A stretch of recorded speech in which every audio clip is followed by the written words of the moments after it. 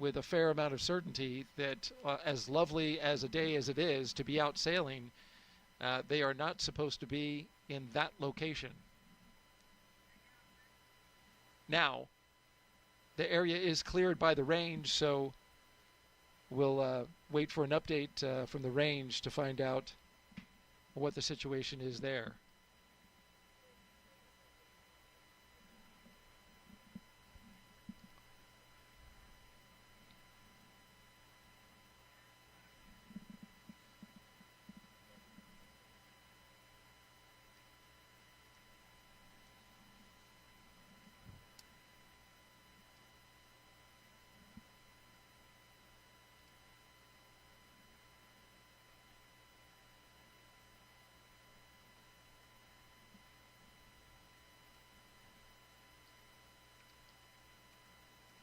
You know, you see there's not a cloud in the sky, so that's another nice feature for the viewing today. You know, sometimes if there are a few clouds interspersed, you lose your view for a minute or two once it gets above that cloud later, but that should not be a concern for today.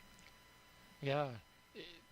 The high pressure system that's in the area literally swept out all the moisture and storms that we had earlier in the week. We had a cold front pass through on Tuesday, or Monday rather.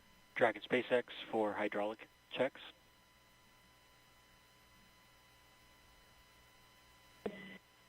Just giving an update that they're about to start an additional set of kinematics tests on the hydraulic system, so you may feel or hear some valves clicking, but this is expected. Thanks for the heads up.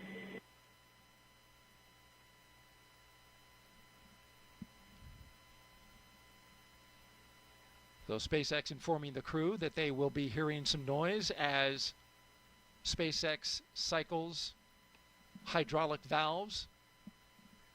This is a situation that they are evaluating in this moment. Dragon SpaceX closeout team is taking final steps in prep for side hatch closure. Stand by for transition to pad hatch closed. Ensure all items remain secure from now through launch. Copy. And there you see the crew closing the hatch. But again, back to the hydraulic issue, SpaceX cycling those valves as they work an issue with some ground equipment, the hydraulic lines, and the system that feeds the clamp arms, which holds the rocket to the pad. A note about that boat that we saw earlier, there is still plenty of time to clear the range. And so I don't know this for sure, but it's possible that the boat may be getting a visit, but certainly could get out of there. There are notices that are put out called NOTAMs. They are notices to mariners and aviators in the area that lets them know that a launch will be going off this evening. And the Cape Canaveral Space Force Station, the 45th Space Wing, has the responsibility for the range. And of course, again, plenty of time to clear the range before liftoff. Currently sitting at T-minus 2 hours and 10 minutes and counting. You're watching live launch coverage of NASA and SpaceX's Crew-10 mission to the International Space Station. 2 hours ago, the crew made their way out of astronaut crew quarters. After they suited up, they got into their rides, drove out to the launch pad, ascended the launch tower, walked across the crew access arm and into the Dragon Endurance capsule that you see there. The Endurance spacecraft currently on its 4th flight. The flight leader in the fleet currently. The crew is now inside the capsule, and the team there at SpaceX performing some leak checks to make sure the capsule is airtight.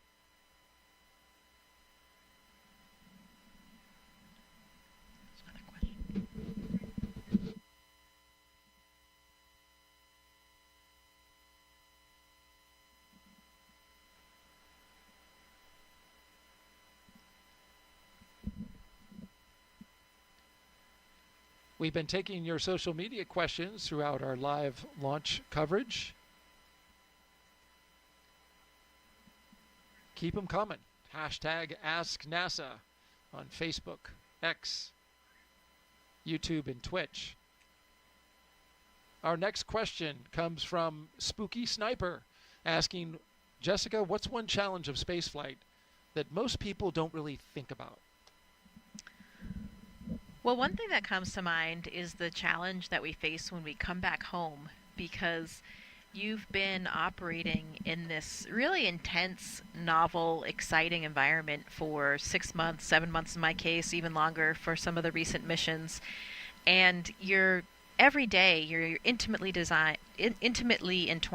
with all of the systems of the space station, all the experiments, everything that's going on. And it's, your participation, all the work that you're doing is critical and crucial to the success of those experiments, to keeping the space station alive and healthy. And there's a lot of meaning in your work. You have these very busy days that are all laid out and planned by the ground teams. And then you leave the space station and the transition is quite sudden. You come back, you have to contend with gravity again, which doesn't feel great for your body.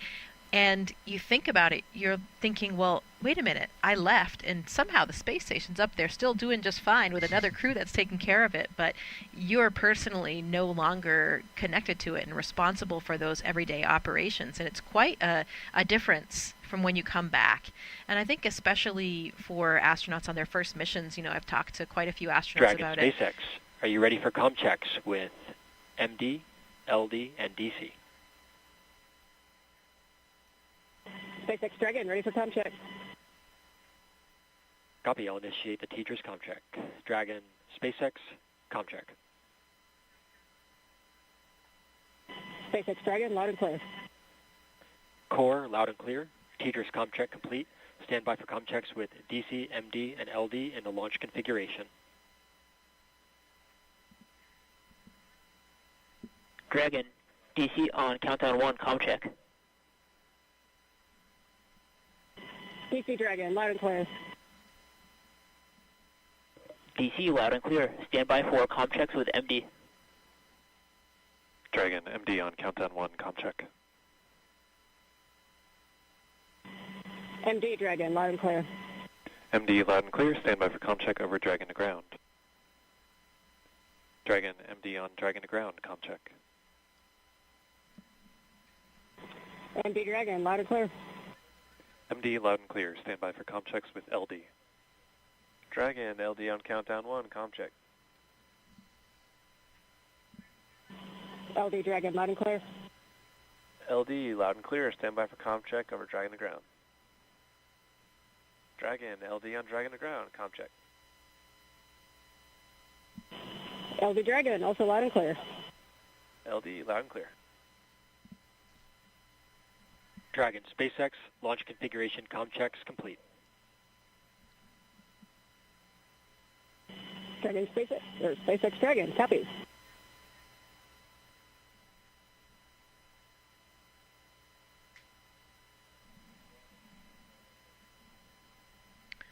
To sort of wrap up that last question, when you return from spaceflight, some astronauts, including myself, have kind of had this feeling of aimlessness almost. You've just accomplished this number one goal that you've had, this dream you've had your entire life from the time that I was 5 years old, from my perspective. And I actually returned at the time of COVID, so it was coming back to a completely different planet. But, finding, again, your purpose and your mission it's probably something that most people don't think about when they think about the challenges of spaceflight.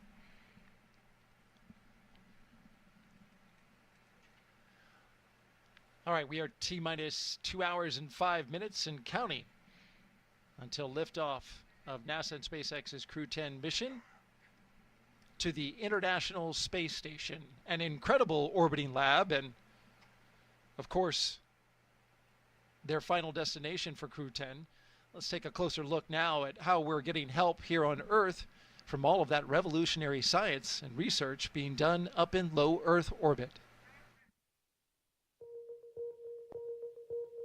The International Space Station isn't just a symbol. It's a powerhouse of cutting-edge science, constantly revealing secrets that defy Earth's limitations and drive us farther into the cosmos. Our mission is research and science. We have experiments mounted on the outside of the station that are looking at Earth. We study our own bodies and how they react to space, to weightlessness, to radiation. And that helps not only us go on further in future missions, but also helps for medical research back home. And then we study lots of different things as well, like materials, combustion, all sorts of things that help us understand life back on Earth. Yeah! Microgravity doesn't play by the rules. It flips them upside down, transforming how liquids flow, how flames burn, and unraveling biological mysteries before our eyes. I saw some heart tissues beating in space, and it was incredible. Photon, we see that top one beating. Looks like happy heart cells. But we're not just along for the ride. We're explorers, diving headfirst into the challenge and harnessing the power of this unparalleled platform, just as we have been for decades. We're on a relentless quest for answers, seeking to understand the intricate workings of the human body in space and ensuring future crews stay safe on their daring journeys beyond Earth's orbit. The human aspect of human space exploration is always going to be very important for decades to come.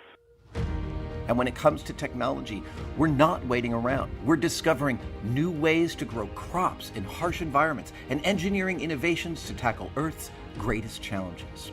We have amazing technology that allows us to recycle water and create water for us to drink. It's delicious. Microgravity isn't just a curiosity. It's a game changer in the fight against diseases back on Earth, paving the way for breakthroughs that benefit us all and enabling new economic opportunities in space. Welcome Axiom 3 on board the International Space Station.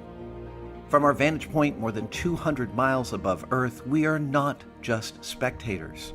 We're gaining unprecedented insights into the world we call home, and we're sharing our findings openly.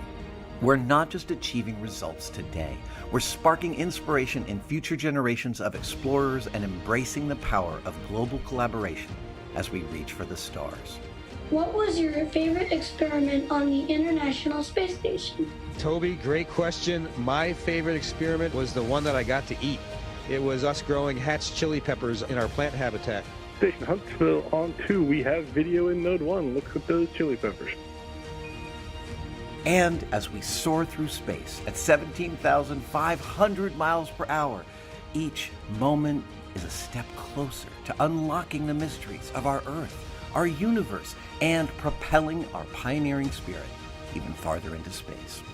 So come along for the ride aboard the International Space Station.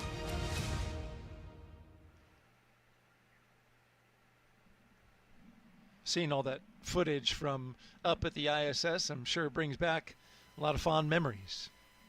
Absolutely, especially as a scientist for me. You know, I get very excited about our role as astronauts in conducting these scientific experiments. It's so rewarding to know that you're really helping science progress, and you're the person up there as the operator and or subject to help gather all this valuable data for the teams. I know that for this mission we have a lot of different scientific experiments, just a few that we could mention. There are a few that will be actually performed in Dragon, so in that phase of flight before getting to space station, and a few others on the space station. Starting off with those in Dragon, there's an experiment called Space Health. It's a Canadian Space Agency experiment where the astronauts are wearing these biomonitors. So it's a wearable technology garment that's looking namely at cardiovascular variables, so what's going on with our heart, and a lot of important factors to see what happens in microgravity. You know, we have such a big difference in our physiological systems if we don't necessarily have gravity, which is pulling our blood and body fluids down to our feet. That leads us to the second one, an experiment called Thigh Cuff. This is a relatively new experiment where the astronauts that are participating will be wearing this kind of restrictive band around their thighs, and that it will help reduce the blood flow, it'll change the way that fluid shift is happening, where once you get in microgravity, you have this upward fluid shift, less blood in your legs, more in your upper torso and in your face. You can kind of see that in some of the astronauts, especially in the beginning when they're up there before you have a kind of compensation for that. And these fluid shifts may be part of the reason why we're having problems with our eyes. Many astronauts are coming back with some deficits to their vision and even some anatomical changes to the back of the eye. It's a syndrome called SANS, spaceflight associated neuroocular syndrome. So this thigh cuff experiment will provide a lot of data to see if this could be used as a countermeasure to help counteract some of those effects.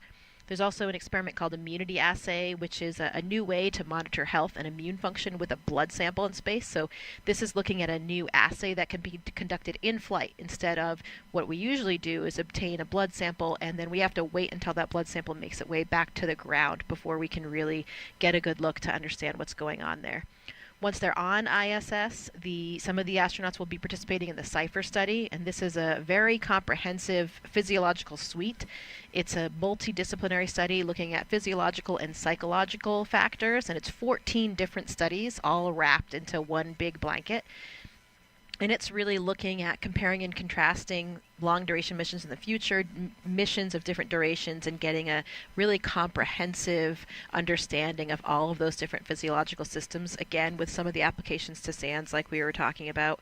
Another experiment called Drain Brain 2.0. This one's looking at blood flow between the heart and the brain, uses a special neck collar to understand what's going on with those dynamics with blood flow between the heart and the brain in microgravity.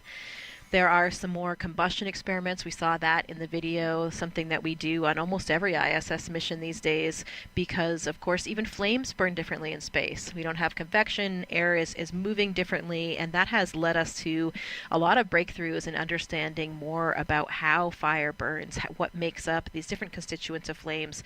This mission, they'll be doing experiments called SOFI, and that will be looking at the different models for flammability with applications toward future space missions and also some terrestrial applications for combustion models. So as you can see, you heard the astronauts talk about it in the video.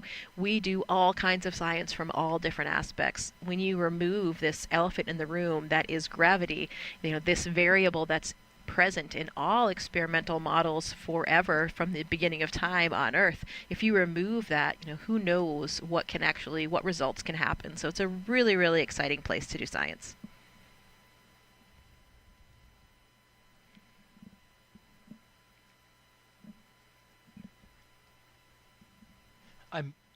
I'm most fascinated by the human aspect, especially what you talked about with how fluid flows inside of the body. Did you notice anything with your vision when you came back?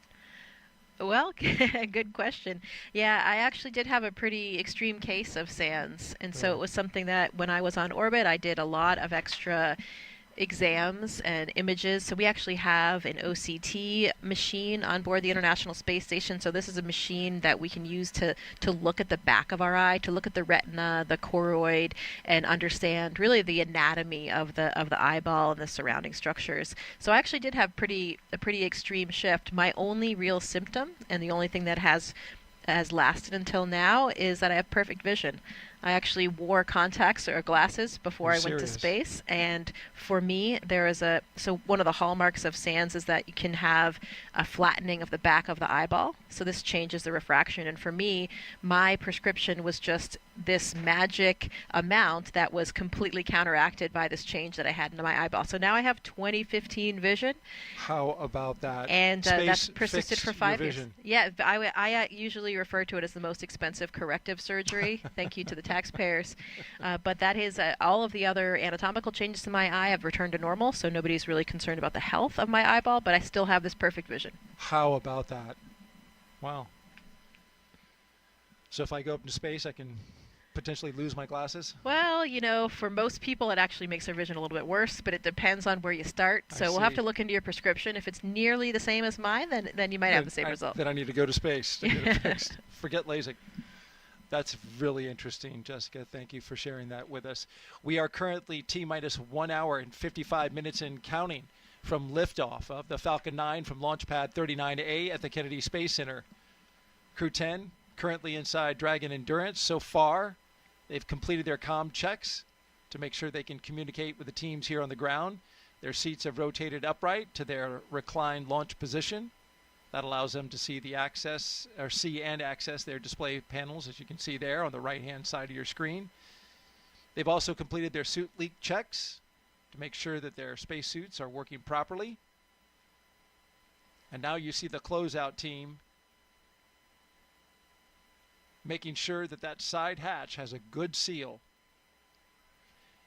If you've been watching us since we came on air, I'm NASA's Daryl Nail with NASA, and I mentioned that twice.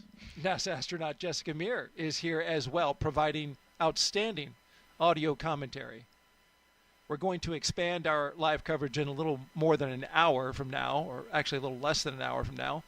We'll come on and bring our SpaceX commentators online, as long as our NASA commentator in Hawthorne, California.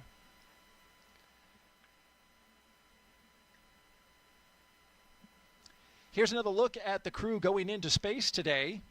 The Crew-10 commander is NASA astronaut Anne McClain. She's a West Point graduate and U.S. Army colonel who has spent 204 days in space and completed 2 spacewalks. She's a highly decorated Master Army aviator with over 2,000 flight hours, and she even played for the USA Rugby Women's National Team. Yeah, that's right. My classmate Anne. She's a natural leader, and she is exactly where she should be, leading this crew to space today. Your Crew-10 pilot is NASA astronaut Nichole Ayers, a U.S. Air Force major and graduate of the Air Force Academy. Nichole has flown the T-38 and the F-22 Raptor, logging over 1,400 flight hours, including 200 in combat. This will be her first spaceflight, making history as the first astronaut from NASA's 2021 class to fly. You know, to add another dimension, Nichole also minored in Russian while she was at the Air Force Academy. So lots of, we talked about shared language earlier, and in a literal sense as well here for these crew. Very helpful in this mission and this flight, and better communicating with her mission specialist, cosmonaut Kirill Peskov. Our mission specialist, JAXA astronaut Takuya Onishi.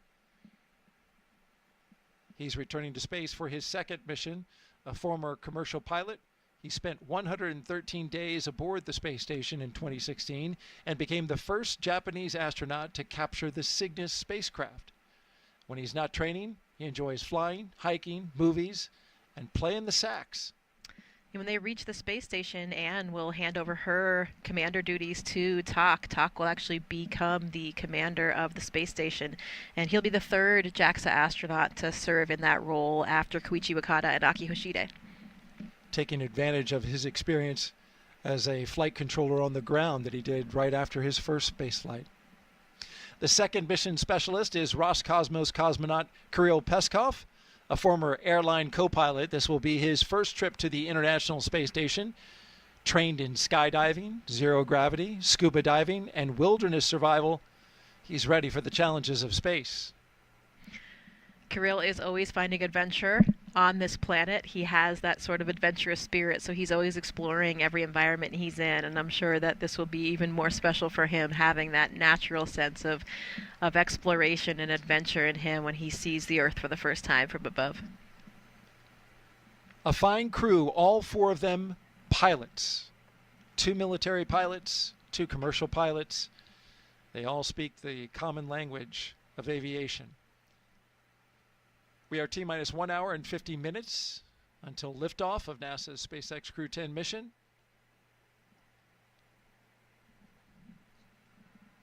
We have 3 astronauts and 1 cosmonaut inside of Dragon Endurance atop a Falcon 9 rocket from Launch Pad 39A at the Kennedy Space Center in Florida, and they are headed to the International Space Station to help maintain the orbiting lab. Once on board the International Space Station, Crew-10 will become members of Expedition 73. As Jessica wonderfully explained, they will conduct research to understand material flammability, contributing to future spacecraft design, and study how spaceflight affects human physiology and psychology, an important aspect as well.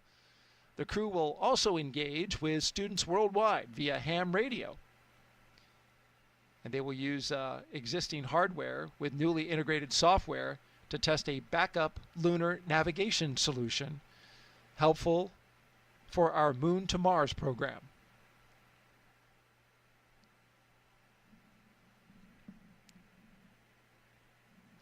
Yeah, just want to clarify, they will become part of Expedition 73.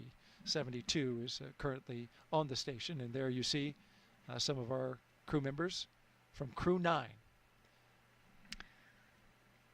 Yeah, that's right. The expeditions actually change over with the Soyuz launches. So the next Soyuz launch will actually, Johnny Kim's launch on April 8th with Sergei Ryzhikov and Alexei Zubritsky, that will mark the beginning of Expedition 73.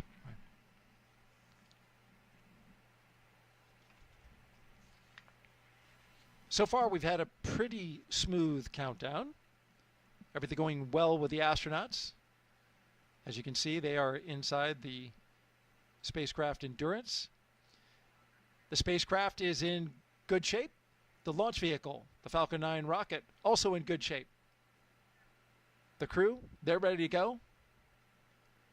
Flight controllers in Houston are also ready. The only issue that they're currently working is regarding a hydraulic system that feeds one of the clamp arms on the transporter erector. That clamp arm helps hold down the Falcon 9 rocket before liftoff.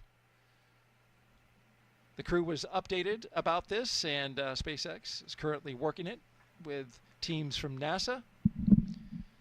They expect an update in about a half hour, and they can make a final call on which way they're going to go prior to the launch escape system being armed. That happens around T-minus 45 minutes. Let's take you now inside Mission Control in Houston, where flight controllers are constantly monitoring the International Space Station and the people living on board. I believe we have Leah Cheshire with us live at the Johnson Space Center in Texas. Good afternoon. That's right, and thank you, Daryl. This is Mission Control Houston in the International Space Station's flight control room here at NASA's Johnson Space Center, where the team continues to prepare for launch, and they are led by Flight Director Ron Spencer. Today, we will be launching the 10th rotational crew mission to the International Space Station under the agency's Commercial Crew Program. Now, following Crew 10's arrival, the space station will have a total of 11 crew members aboard for just a few days. Part of those 11 crew members include the Crew 9 cadre, and that's including NASA astronauts Nick Hague, Butch Wilmore, and Sonny Williams, alongside Roscosmos cosmonaut Alexander Gorbanov. Now, during the next few days, Crew 10 will go over handover procedures with the off-going Crew 9. That includes a safety briefing and an orientation, and then the new crew will jump right in to help advance scientific knowledge and demonstrate new technologies. After a few days of handover activities, the members of Crew 9 will prepare for their undocking and return to Earth. Those direct handovers between the crews allow for continuity of the activities and help to ensure a continuous U.S. presence on the International Space Station, which, if you can believe it, we're now at 24 years and counting. Ahead of Crew 9's return, NASA astronaut Sonny Williams already turned over command of the space station to Roscosmos cosmonaut Alexei Ovchinin. In just a few weeks, NASA astronaut Johnny Kim and Roscosmos cosmonauts Sergei Ryzhikov and Alexei Zubritsky will join the on-orbit crew. Shortly after the departure of the Soyuz MS-26 with NASA astronaut Don Pettit, he'll be coming home, and that'll mark the commencement of Expedition 73, led by the new commander, JAXA astronaut Takuya Onishi, who is launching today. We are now at 1 hour and 45 minutes until liftoff, so I'm going to send it back to you at Kennedy, Daryl, and Jessica.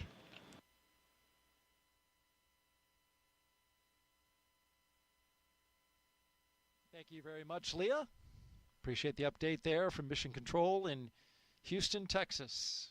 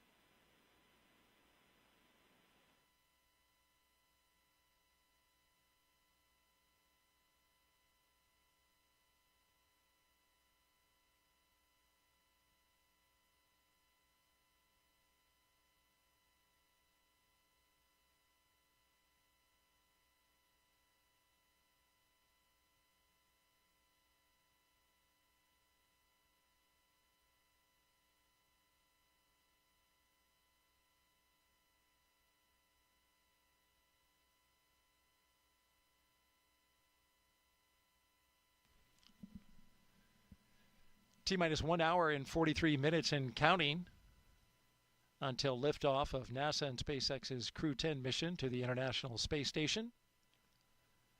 You're looking at the members of Crew-10 on your screen.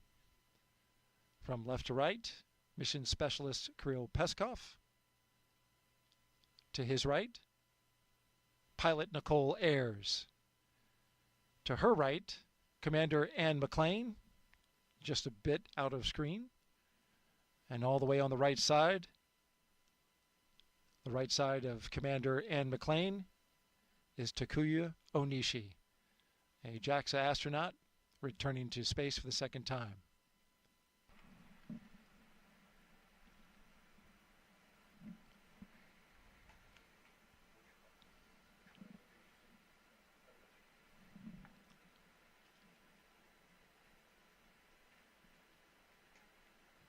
As Crew-10 prepares to launch, they are allowed to have a few personal items with them for their roughly 4-month stay in space. A few of the things they're taking up. We asked McClain. She said that her and her crew were able to pack some personal gear to meet them on the ISS. It's going to go up on SpaceX 32 in April. She packed some sports team shirts and schools she attended, along with some holiday gifts for the crew. Commander McClain said, most importantly, she was able to pack a memento for multiple people who worked on this flight to support either her personally or the mission as a whole. And of course, she's going to bring those items back and return them to their owners after flight. And they include things like pins, necklaces, and rings.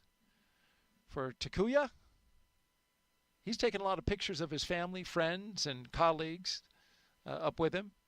Also some school banners, which is pretty common with the astronaut corps to take up various school and university paraphernalia. I think I remember your brown university team has sweatshirt. Departed the crew arm. SpaceX Dragon, copies.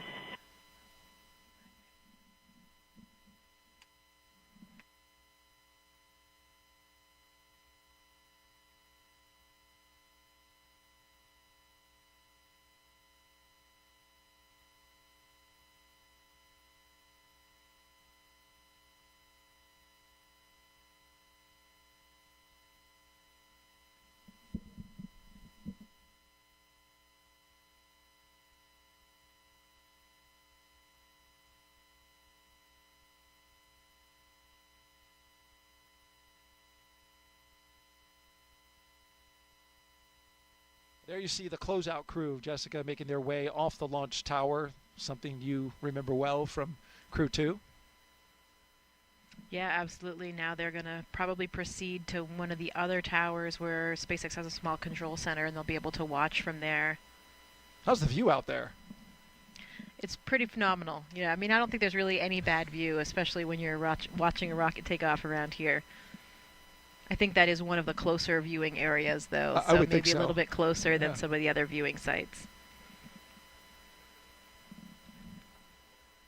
The closeout crew, if you missed it earlier, of course, is mostly SpaceX members, but it does include one member of the astronaut corps. In this case, it's Chris Birch, a NASA astronaut who is helping out.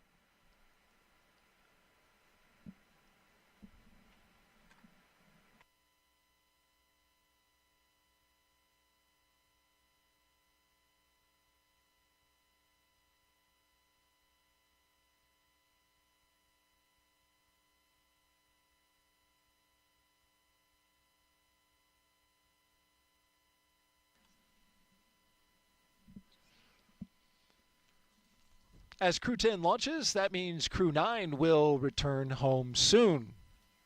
Crew-9 launched from Pad 40 at the Cape Canaveral Space Force Station back on September 28th of 2024. That was a unique flight because it was only 2 crew members in order to make room for Butch Wilmore and Sonny Williams, who flew up on a Boeing Starliner test flight, but are going to be coming down in those 2 open seats with Crew-9. They've been part of Expedition 72, along with Crew-9. Wilmore and Williams have been living and working on the space station now for over 9 months. The other two for a little over 5 months. Once Crew-10 arrives, there will be what's called a direct handover for 4 days, or what they call 2+2, which is shorter than usual. And then Crew-9 will undock. Talk to us about that handover period and why it's different this time, Jessica. Yeah, so it depends on who is on board for the handover time. When it's a new astronaut, you have a little bit more of what we call kind of adaptation time. It really is dependent on what's happening on the space station as well, though. In particularly busy times, if there are a lot of repairs or a lot of experiments that have to happen in that specific timeline, the amount of hours that we have for the handover available will vary. But we try to have certain periods of allotted time where you have time to just have some really handover with the existing crew up there so they can show you the ropes. You know, we have such incredible training, really extensive on all the pieces of hardware and some of the experimental pieces of hardware as well, but nothing really prepares you for the nuances of what the actual situation is on board. So it's really important to get those tips and tricks from the experienced astronauts, and even for the second-time flyers like Anne and Tak, the space station is a different place than it is when they were on it previously. There's probably some different pieces of hardware and some different systems. Things may be done a little bit differently than when they were there before. So they'll get a lot of insight into operations up there and just really kind of get used to doing things.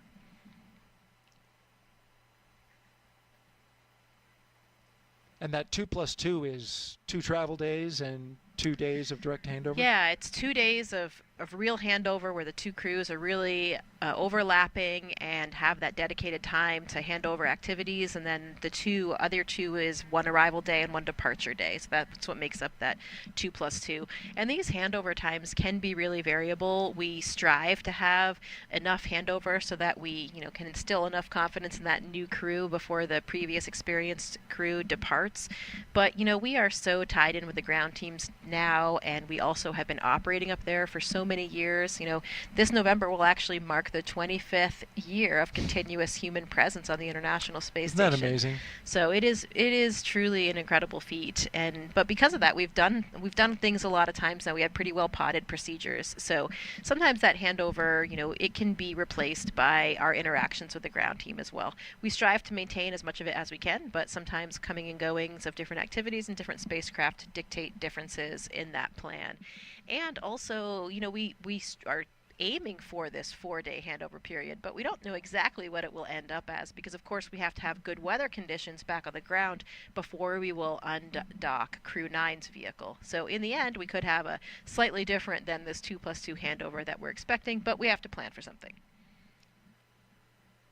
It really can vary, as you mentioned, because splashdown weather is a critical component, as you mentioned, before the crew can come down, and that's pretty unpredictable for where they will be coming down. Though I was talking to one of our meteorologists here at the Kennedy Space Center, and I asked, well, we have such wonderful weather this time of year. Is it more beneficial this time of year, to be launching and doing the missions? And says, well, not necessarily. Winds really get kicked up this time of year. We have fronts coming through. We had one come through. Winds today, you can see the flags blowing out there by our press site at Launch Complex 39. They're pretty tame today, just in the teens. But earlier, when that front first went through, we even had a tornado pop up in the central Florida area. So winds are a watch item, and they will certainly be something that they will be looking at in the Gulf and the Atlantic, where we have opportunities for the splashdown sites. But to the point of weather, they added a location in Tortuga, which is not far from Key West, just to give them more options for getting ideal weather and ideal sea states. One thing you don't want is the astronauts bouncing around after they've just gotten back from space in seas that are like 10 feet That would be terrible. Right, exactly. Certainly would not be appreciated by the astronauts, but more importantly, those limits exist because of the structural components of the vehicle itself. So we want to make sure that we still can make everybody and the people inside and the vehicle safe when they're landing, and that's why we have those wind requirements, which relate also to the height of the waves. We are currently at T-minus 1 hour and 32 minutes and counting until the Crew-10 flies to the International Space Station. We're getting ready to do a health check in just a few minutes of the launch escape system.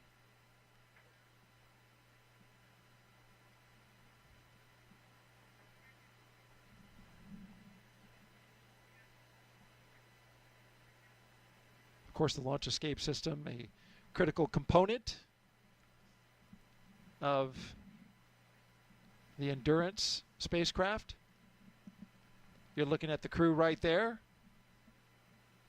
On the left, Roscosmos cosmonaut and mission specialist Kirill Peskov. Yeah, that launch escape system will be armed 2 minutes before they start loading the propellant, and of course that's for good reason, because we're sitting now on top of this incredibly combustive material, and that will stay armed. The escape system will stay armed through orbital insertion, and either the ground or the crew can send that command.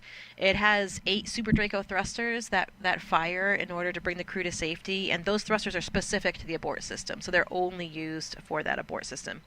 The crew can actually hear it arm with like very loud thump, and then they can hear the fueling of the valves, and they can hear the flow of the fuel as well.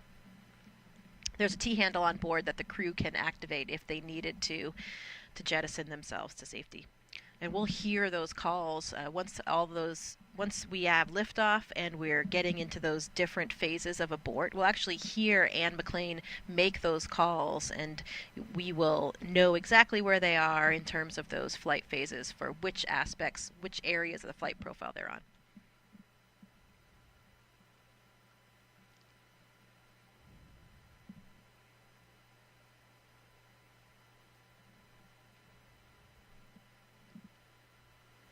We will hear that health check coming over the loops here in just about a minute, a little less than a minute.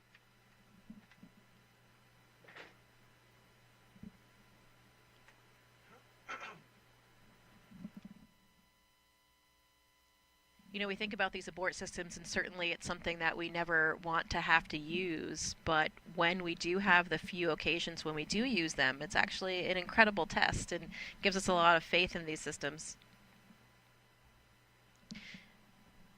And that escape system, I was reading, can move Dragon half a mile in only 7.5 seconds, equivalent to a peak velocity of 436 miles per hour.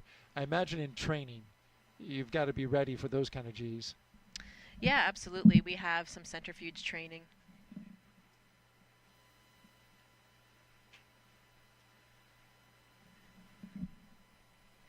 Yeah, we have centrifuge training in order to familiarize ourselves with that G profile. So, for example, for me as a Soyuz flyer, we went up to about 8 Gs, and that is to prepare for any off-nominal entry. Normally an entry, like for my entry, I experienced only about 4.1 Gs during the landing profile.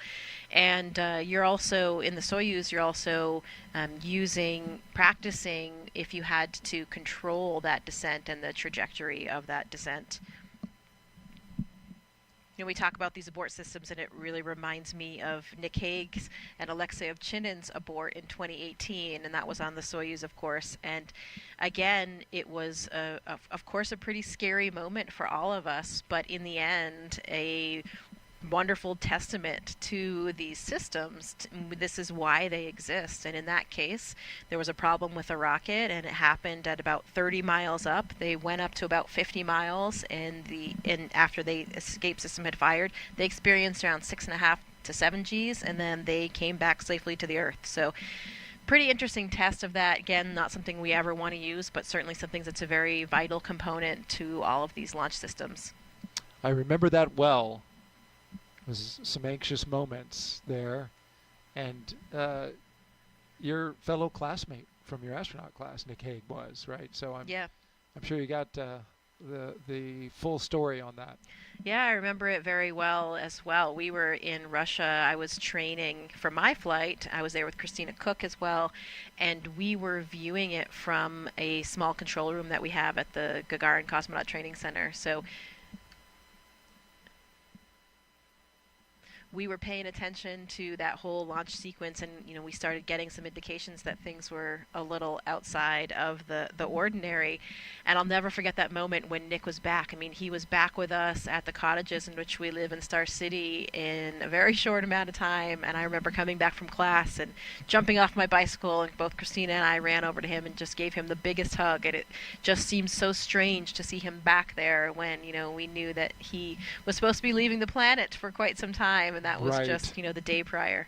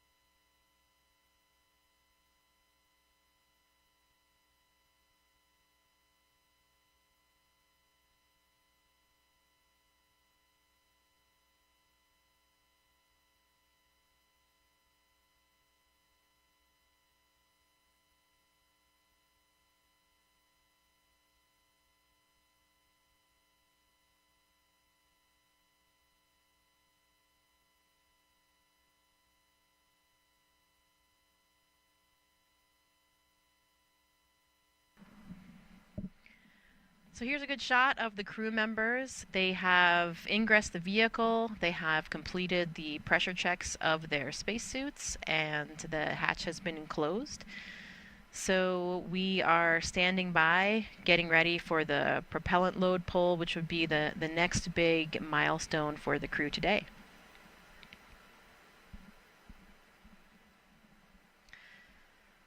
Dragon SpaceX for post-ingress briefing.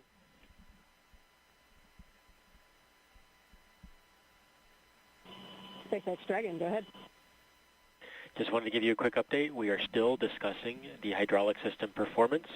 They did finish those kinematics tests and they look nominal, but we are still in discussions and evaluating the system for flight readiness. But otherwise, F9 and Dragon are tracking no other issues for flight. SpaceX Dragon, crew copies all. Thank you. So you've just heard that update from the SpaceX teams. They are still monitoring the hydraulics for the clamp arm system that's holding the Falcon 9 in place. And so still making some evaluations there. The good news is they're not tracking any other technical issues. So hopefully we will get to a good place with this one and can continue on toward launch today. Speaking of launches, NASA and SpaceX joint launches, there was a very interesting launch just last night from the Vandenberg Air Force Base on a Falcon 9, and that was the Sphere X and Punch missions. The Sphere X is a spectrophotometer that is really looking at the history of the universe, and it is using near-infrared spectrometry as a near-infrared space observatory that's going to be what's providing comprehensive all-sky survey of the near-infrared spectra of 450 million galaxies. So really cool stuff here. That it's basically a telescope that's taking images of our skies in the infrared and providing a map of the universe, and it will allow us to interpret a sort of history of our skies, as one of the scientists described, like time travel, so that we will see what happened even 1 second after the Big Bang and start having a better understanding of the origins of the universe. Another system that was on board the same rocket was the Punch experiment. That's 4 small satellites that are looking at the solar corona. So that's the outer atmosphere of the sun, and will give us a lot more insight into what is happening in that layer of atmosphere on the sun. So some really incredible scientific instruments that NASA and SpaceX launched together just last night.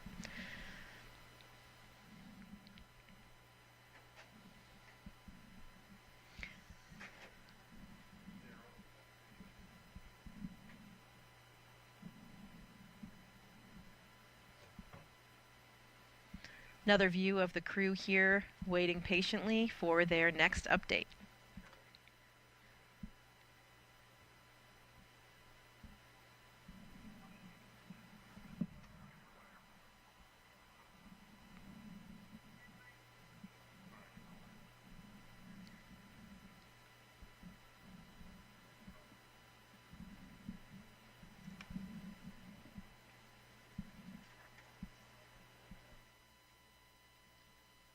Jessica, the Dragon spacecraft Endurance will take Crew 10 to space today, and as we've been talking about, it's the 4th flight for the capsule.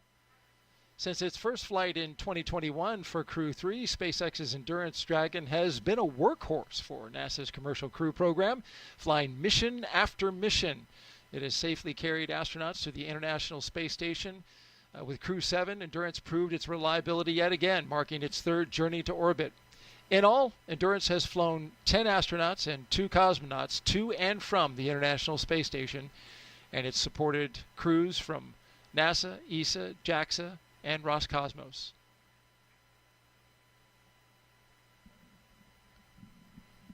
And we are currently at 1 hour and 19 minutes until liftoff of Crew 10 on a Falcon 9 rocket to the International Space Station. 1 astronaut and 1 cosmonaut will be the latest crew to fly as part of the NASA Commercial Crew program. The program uses private companies to transport people to and from the orbiting lab from U.S. soil. We've had a good countdown so far. Weather is almost perfect, 95% go.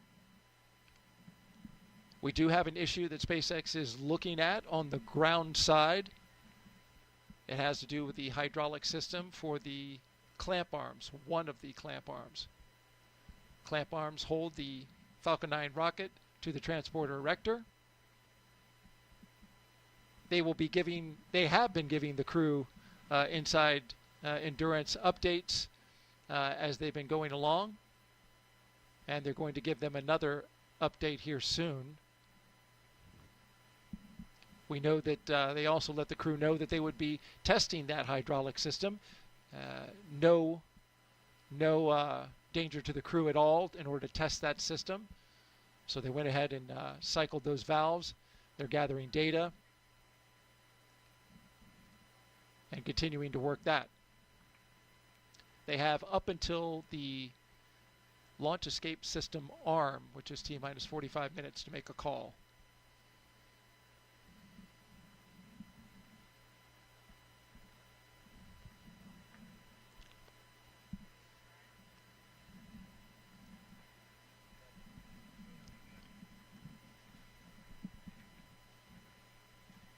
Just inside the spacecraft.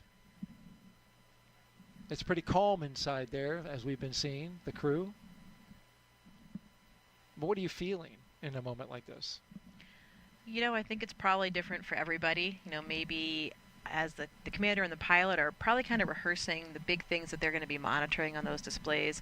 I know that for me, in the left seat of the Soyuz, there was, you know, quite a choreography and procedures that we're following every step of the way. And so I was paying very close attention to everything that was happening on my screen. And, you know, just preparing to follow along and do all the things that we had done in all the training and all of the simulations.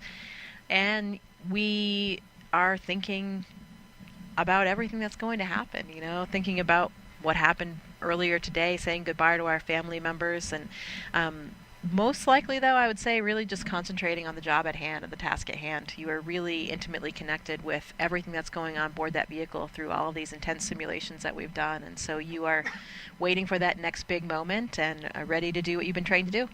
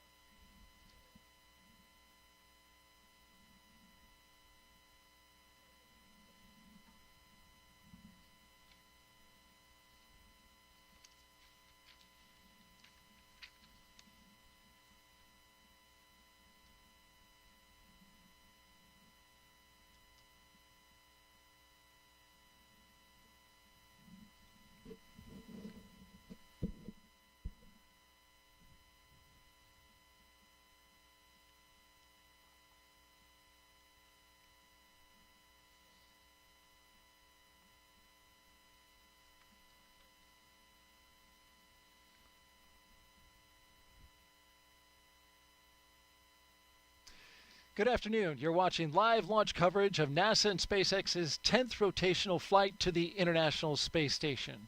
I'm NASA's Daryl Nail, and with us is NASA astronaut Jessica Meir. It's so good to have you. You've been with us for the past 3 hours doing commentary. You're back since doing Crew-7, and it's so wonderful to have you here again. Thank you, Daryl. It is so wonderful to be back here, you know, with a classmate of mine on board, my friends and colleagues from various space agencies. It just feels incredible to be playing a role in some way in sending them off on their mission. Let's talk a little bit about your missions from the past. In 2019, Jessica Meir and Christina Cook made history with the first all-women spacewalk, the 221st for Space Station Assembly. 2 years later, Jessica served as the astronaut support person for Crew-2, helping the team all the way to the launch tower. There she is, number 38. More recently, she was over at Launch Pad 39B, where she rehearsed with the Artemis II crew, once again in the role of astronaut support person. But this time, that crew was practicing for their mission around the moon. Looks like you were having a good time, though.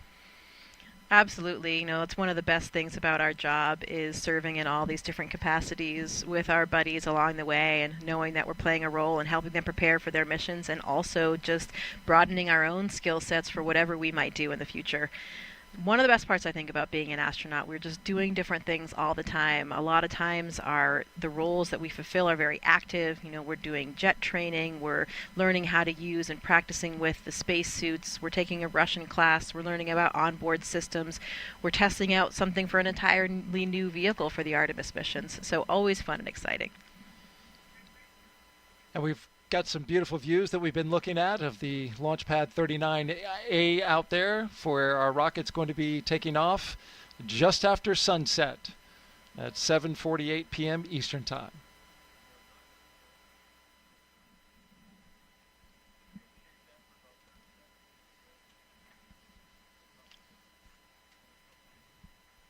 We're expecting a beautiful launch tonight, Jessica. It'll be in twilight, which, as we know around here, for people who watch rocket launches, once that thing gets off the pad, it'll be a little dark on the ground, but very light up high, where the rocket will be doing its separation from the first stage, and see all kinds of rocket exhaust being illuminated by the sun. It will definitely be a gorgeous view. Very special lighting in that twilight period. So it will be quite a show for everybody on the ground here in Florida. Looking forward to watching it with you. Jessica, of course, has been gracious enough to spend the last 3 hours providing her insight analysis about the pre-launch operations and milestones as we count down to launch of Crew-10. Liftoff time still holding for 7:48 p.m. Eastern Time and 57 seconds for those who like to know it right down to the dot. Crew-10 ready to go. All right, let's check in with our team at SpaceX, who will be providing us commentary, along with our NASA commentator. How are you guys doing this afternoon?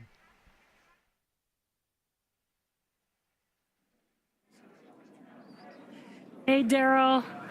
I'm Jesse Anderson, a senior production and engineering manager here at SpaceX. And I'm Anna Schneider with NASA Communications. We're excited to be joining you from Mission Control here in Hawthorne as we count down to liftoff of Crew-10 just over an hour from now. Of course, Crew-10 is our 10th operational mission with SpaceX, flying astronauts for long-duration missions to the International Space Station. Crew-10 will have 2 first-time flyers on board, as well as a veteran NASA astronaut and veteran Japan Aerospace Exploration Agency, or JAXA astronaut. And the multinational crew also represents 3 different space agencies, with NASA, JAXA, and Roscosmos all represented on board. Today's crew will fly aboard the Dragon spacecraft named Endurance, which previously flew the Crew-3, Crew-5, and Crew-7 missions. Overall, this will be Dragon's 46th visit to the space station and its 14th human spaceflight to the orbiting lab, which includes NASA's Commercial Crew Program missions and private astronaut missions with Axiom Space. And over the last 3+ hours, Crew-10 has been going through the detailed process of getting ready for their mission to the International Space Station. So let's go ahead and take a moment to introduce you to the crew flying today. In the commander seat is NASA astronaut Anne McClain. She's making her 2nd trip to low Earth orbit. The Spokane, Washington native and U.S. Army colonel was selected by NASA as an astronaut in 2013 and has spent a total of 204 days in space, completing 2 spacewalks totaling 13 hours and 8 minutes outside of the orbiting laboratory. Next to McClain in the pilot seat is Nichole Ayers, who was selected as a NASA astronaut in 2021. The Colorado native graduated from the Air Force Academy and is in Colorado Springs and is a major in the U.S. Air Force. This is the first space flight for Ayers. Serving as a mission specialist is JAXA astronaut Takuya Onishi. Today's flight will mark Onishi's 2nd trip to the space station, and he was selected as an astronaut by JAXA in 2009, logging 113 days in space previously. Now, to round it all out is Roscosmos cosmonaut Kirill Peskov, also serving as a mission specialist. Peskov was selected as a cosmonaut in 2018 and will be making his first space flight today as well. Once on board the International Space Station, Crew-10 will briefly become members of Expedition 72 and then Expedition 73 in April. During their mission, they will conduct space station maintenance along with scientific research to understand material flammability, contributing to future spacecraft design, and study how spaceflight affects human physiology and psychology. The crew will also engage with students worldwide via ham radio and use its existing hardware with newly integrated software to test a backup lunar navigation solution. Now, to date, SpaceX has flown 56 crew members to space since the Demo 2 mission in May of 2020, almost 5 years ago. Now, coming up here at T-minus 45 minutes, we'll be listening for the team to report their readiness for propellant load with a final go, no-go poll. It continues to be a smooth countdown so far, and we're looking good for an on-time liftoff at 7:48 p.m. Eastern Time from Launch Complex 39A in Florida. Now, here on the ground, the teams will be staffed around the clock in mission control just behind us to monitor Dragon and the mission, not just today, but throughout the entire mission. That's from liftoff to Crew-10's arrival at the space station, all the way through splashdown when the astronauts return back home. And on console or headset in mission control, which you can see there on your screen, there are 6 key positions. The mission director is in charge in the room and tasked with making real-time decisions to ensure mission success. Now, the person that you may hear talking to the astronauts is the Crew Operations and Resources Engineer, which you'll hear us refer to as the core throughout the broadcast. And the 4 additional team members are focused on vehicle systems, including avionics, navigation and control, software, propulsion, life support, and communication with ground support teams. Now, apart from mission control, our Falcon 9 team is currently located in the Launch and Landing Control Center at Hangar X. And with with just over an hour until launch, they are settling in for final checkouts, propellant loading, and launch. And NASA has its very own team members as well at NASA's Mission Control Center in Houston, Texas, who have been preparing the International Space Station for Dragon's arrival. After launch today, Dragon is scheduled to dock to the International Space Station early tomorrow morning on March 13th. And the teams in Mission Control Houston recently gave their go for launch, confirming the space station is ready to receive Dragon and the new crew. Following liftoff, today's flight to the space station will take around 11 hours, with Dragon flying autonomously the entire way. Now, docking again is targeted for 3 a.m. Pacific, 6 a.m. Eastern tomorrow, March 13th. And just like autopilot on a commercial aircraft, the crew always has the ability to take manual control of the spacecraft if needed.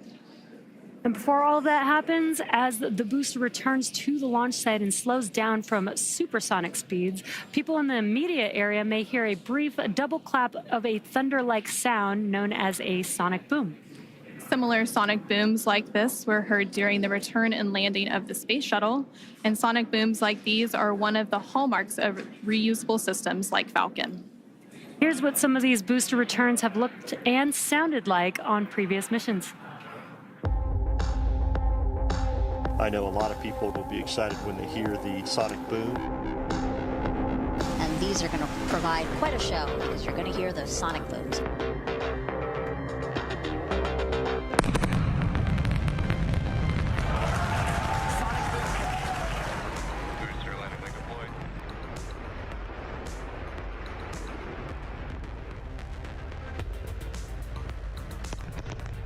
That sonic boom is great for us. That thunderclap broke the sound barrier.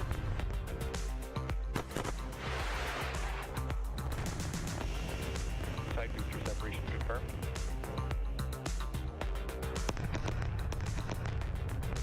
Just heard the 2 sonic booms here in the room. Booster landing confirmed.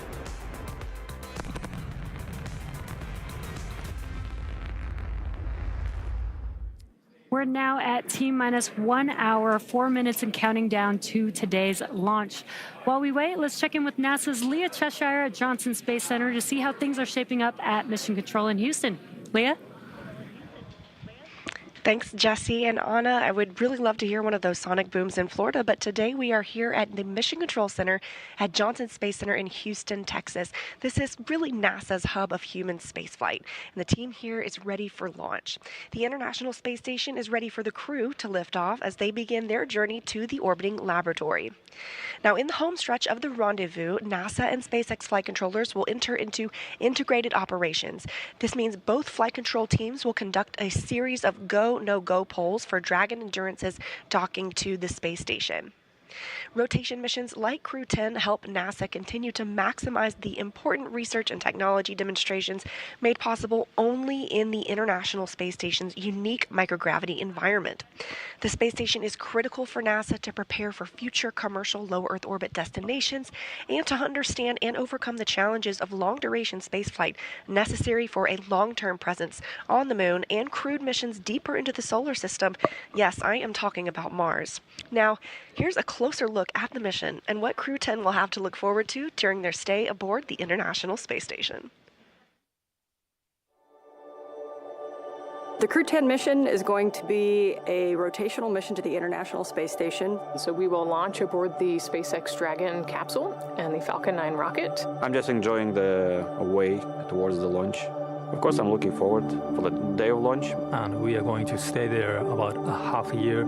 So the first goal of Crew-10 is to continue learning about the Dragon and the Falcon 9 rocket that we're going to be flying on to enable SpaceX to continue their development of rockets and even private astronaut missions in the future. The other mission is to get us safely to the International Space Station so that we can crew this incredible national orbiting laboratory that we have and continue the science experiments that we have ongoing there. One of the unique characteristics of the International Space Station is microgravity. We get to learn how humans and plants and other types of hardware react in the space environment and the microgravity environment. And it helps us to develop all kinds of new materials, medicines, and it helps us to push our knowledge forward. The discoveries that we make on board the International Space Station then inform what we do on Earth, and it allows us to further both humankind here on Earth and get to further places in the universe. So I've often been asked why we explore, and I think it's different for everybody. When people are born, they naturally want to explore their environment, first as babies, and then as kids, and finally as adults. That's how we expand our world, and that's how we find something new. Every time that we make a further step, we learn something and we learn how to adapt, and that is so important to humanity. This is probably the main things which drives us forward and helps us to survive as a species. There are so many unknowns in space, and as explorers and as humans, we want to find out what's in that unknown. For me, it's the fact that I get to be a small piece of figuring out what the unknown is and taking that next step to get to the Moon and to Mars and the Artemis program. Our ultimate goal is to go to Mars, but it's not an easy journey, and when we face a new challenge, we must solve it step by step. I think that's one of the biggest benefits of the International Space Station. We're outside of the atmosphere, and now we don't have the protection of the atmosphere. What happens, and how do we better prepare our people, our hardware, our food, our water systems for that deep space exploration? It's really important on the space station that we learn those lessons now when we're in low Earth orbit. That way we know what we need to bring with us when we go onto the Moon with the Artemis program. One of the things that we do on the International Space Station is work with our international partners all across the world. I think it's hard to overestimate the value of international cooperation in space exploration because we all know that it takes much time and effort. Space is hard, it's very challenging, it's sometimes unpredictable, and that's why I think cooperation is the key to success. The International Space Station wouldn't be international without all of our partners. And our goal is to be a beacon of hope for all of humankind so that people can look and say, this is what we can accomplish when we work together. I asked Anne what she's most looking forward to, as well as Nichole, and she says it's really satisfying for her to work on hardware with her hands, then get it into the Japanese airlock, and then go see it working outside in space, which I thought was pretty cool. Yeah, that is one of the perks for sure. All the different things that we're doing every day, whether or not you're just being an operator or a subject for an experiment, loading up the Japanese airlock. That was one thing that we did several times during my mission, where we were deploying some small satellites via that airlock. So we did all the work of configuring them and putting them through, and then we watched them shoot out and be in orbit around Earth. So really cool. That's pretty cool. That's neat. And Nichole said that she's looking forward to anything that has to do with fluid dynamics, because that's what she got her master's in. So looking forward to that. We got some social questions for you. You've been doing a great job for the past 4 hours answering them. Let's take a listen at this question, or rather I will read it and you can listen as we get your expertise while looking at a beautiful shot outside at Launch Complex 39A. The question from Oxidized 93 is, how do you brush your teeth in space? Well, the short answer is just like you do on Earth, but a few nuances. You know, water behaves so differently when it's not falling down, so the surface tension is much more important. It keeps those water droplets together, so you can just get a small water droplet on your toothbrush, either before or after your toothpaste. Brush your teeth just like you do on Earth, and then no sink, unfortunately. So you got to figure out what to do with anything else that's in there. Some people might swallow it. I usually would spit mine out into a small wipe or a towel, and we have go through a few towels per week. I favor the latter, like you. We have another question. Let's pop it up real quick. Peter Stefronik asks, do astronauts get any music played in the capsule before launch? Hold music. Yeah, in the Soyuz we did for sure. While we had a long wait period, we had actually curated our own lists. We each contributed a few songs. So 4.100. SpaceX Dragon, go ahead. We are continuing to track the hydraulics issue, and we'll provide an update as we get closer to LES arm. However, at this time, you are go for Section 5. When ready, report go for launch. SpaceX Dragon, copy 4.100, Section 5 in work. All right, you heard SpaceX update the crew there that they are still working on the hydraulic issue for the clamp arm, building their flight rationale. They'll have an update for them. We'll find out how they're going to proceed forward. But in the meantime, they're moving with the next milestone, getting ready to arm the launch escape system. Let's get out now to Megan Cruz, who is with a special guest at a nearby launch viewing location. Megan? Hey, Daryl and Jessica. Yeah, you might be able to hear the crowd, but I promise you there is a big crowd here just off the camera over here, and they're here on the 5th floor of a nearby building that really gives an incredible view of the launch pad just to the left of me. But yeah, let's introduce you to somebody that we have with us today. You know, there are people across Florida as well as Texas, California, all working the launch, and one of those folks is Mike Ravenscroft. He's with NASA's Commercial Crew program, and he just stepped off console a few minutes ago to be able to chat with us. It's really great to have you here, Mike. Hello, Megan. I'm glad to be here. Thanks. Appreciate everything. Crew is go for launch. All right, Mike, I know. Copy. Crew is go. Mike, it says crew is go for launch. You know, why don't you talk to us about the issue with the clamp arms that we've been tracking? I think we just heard the decision about that issue with the clamp arms. Yeah, so the team's been really hard at it. The SpaceX and NASA team's working hard on a ground hydraulics issue on the vehicle release system. So they've been actively working this. I think we just heard them talk to the crew and give them a heads up of the issue, and they're still actively working that. This is a concern basically of just how the vehicle is held in place and during release when the vehicle is at liftoff. So teams are actively working that, and hopefully we get resolution soon and can continue on with countdown. And Mike, you know, we just said that you stepped off console. What does that mean to be on console? And yeah, what is your team listening for, especially particularly with this issue that is currently being worked? Yeah, so the team's looking for any issues with respect of how the performance is. They compare it to previous history. Was there anything abnormal from when we had static fire to today? And so they're off actively looking at that data, and between SpaceX and NASA teams discussing if we have a path forward and if we can continue and get resolution.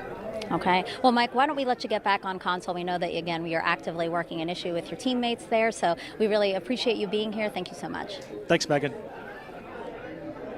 All right, guys, let us get another update with our SpaceX counterparts and our NASA counterparts over at Hawthorne.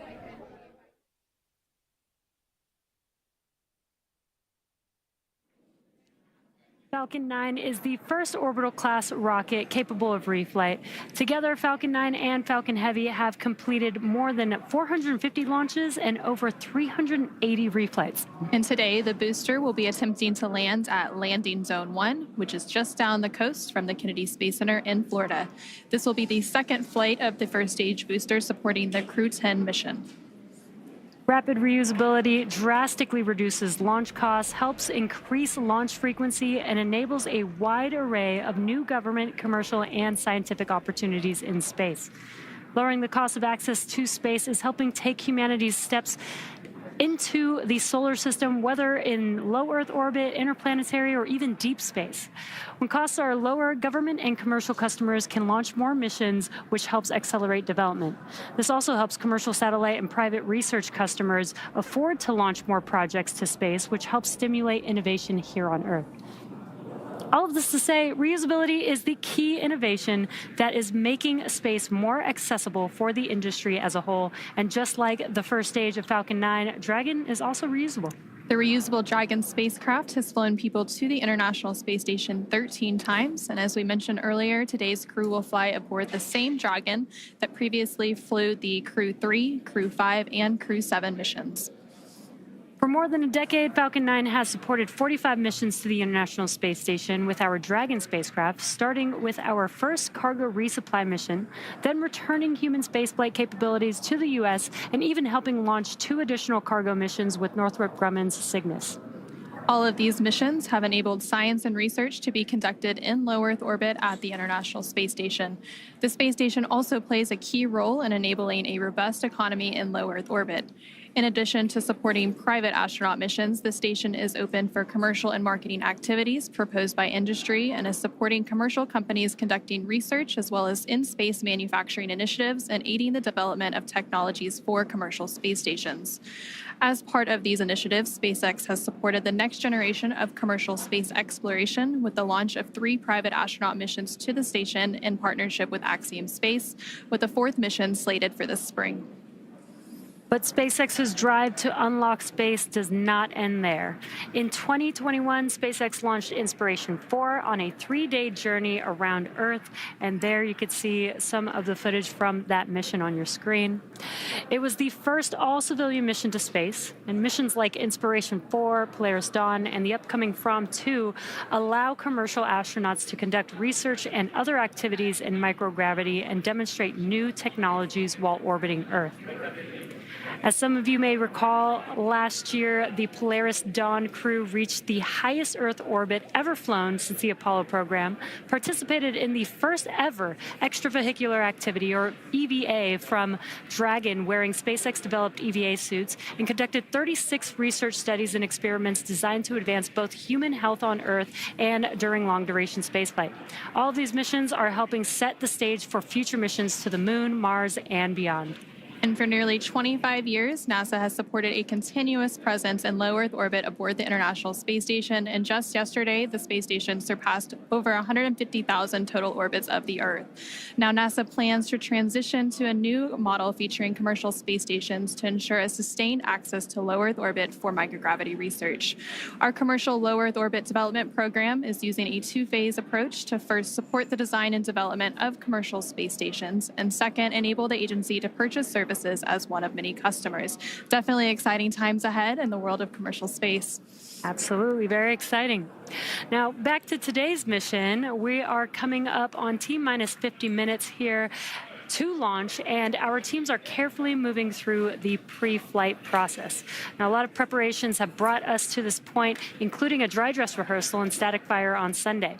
A dry dress rehearsal is a practice run before launch where all of the steps are conducted except for the loading of propellants, which is why we call it dry. The integrated spacecraft and rocket are rolled out to the pad and raised vertically, and the crew and all of the support teams go through their steps exactly how they would on launch day to make sure that they're ready when we do go for launch. However, during a static fire test, which we also did earlier this week, the crew is not present. Now, propellants are loaded and the engines on the boosters are fired for a few seconds while the rocket is held down to the launch mount. The data from the static fire test is then reviewed and incorporated into NASA and SpaceX's decision to proceed with launch. And all of that hard work now brings us to today. And next up in our countdown, SpaceX's launch director will check in with the team for readiness, both for propellant load and for launch. As mentioned earlier, the Dragon launch team, as well as key NASA launch members, are in the Launch and Landing Control Center at SpaceX's Hangar X in Florida. The launch director will also check in with the Dragon mission director, referred to as MD, and NASA launch manager to make sure they're ready to move forward. Right now, the crew is on board Dragon, waiting to get the green light to stow the crew arm for launch and arm the launch escape system. Once the launch director gives the go-ahead, we should get a good view of the access arm moving away from the spacecraft. Now we're still tracking that one issue with the hydraulics, so we should hear the final decision on that before we get to that crew access arm stowage.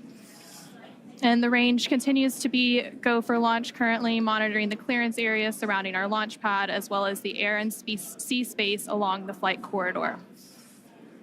And the weather is also looking good so far. Weather is trending in the right direction, and we're currently at a less than 5% chance of violation at our target lift-on time, which is great. Our teams will continue to keep an eye on the weather, and we'll have our final pre-fueling weather briefing at about T-minus 45 minutes, which is just in about 3 minutes from now. And there on your screen, you can see a live view of Falcon 9 and Dragon at the launch pad, Launch Complex 39A in Florida, just under 48 minutes away from launch. We've conducted several weather briefings leading up to this moment, starting with one at T-minus 48 hours a couple of days ago, proceeding into the most recent weather briefing a couple of hours ago. All of the weather continuing to look good, as Jesse mentioned. The one item they're currently tracking for weather, it would be on the abort corridor, but again, that looks pretty good at this moment. Again, our teams will be staffed around the clock in mission control to monitor Dragon, not just today, but through the entire mission from liftoff to Crew-10's arrival at the space station and all the way through splashdown when the astronauts return. Coming up in about 2 minutes, we should hear that launch director briefing around the T-minus 45-minute mark. And then after that, we should hopefully have a decision on the hydraulic system, whether we are go or not, and if that's been resolved. And then after that, we will see that crew access arm stow to begin around the T-minus 43-minute mark.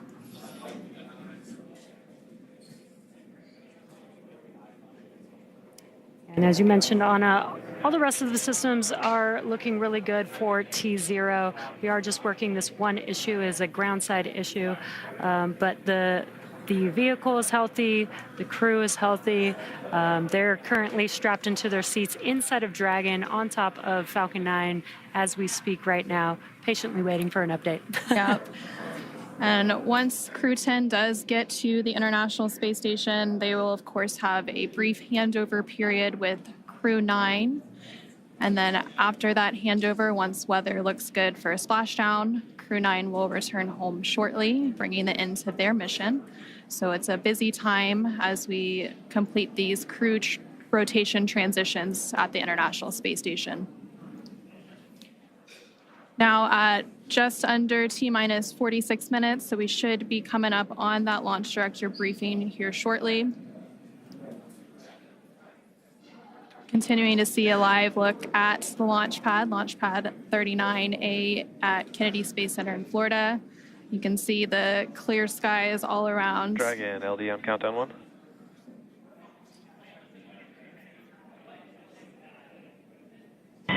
LD Dragon, go ahead. Hey, for awareness, team needs a couple more minutes here, wrapping up this hydraulics issue. We'll get back to you in about another 4 minutes or so on the answer. Done, copy, thanks. And a quick update there. Sounds like around the T-minus 41-minute mark, we'll get an update on that hydraulic issue that the teams have been working.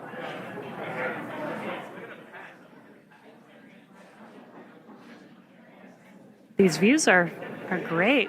Like Daryl said, we might have a nice twilight launch over there in Florida. So if anybody is in Florida and able to go outside during T0 for liftoff, you might get a really cool view of the launch tonight.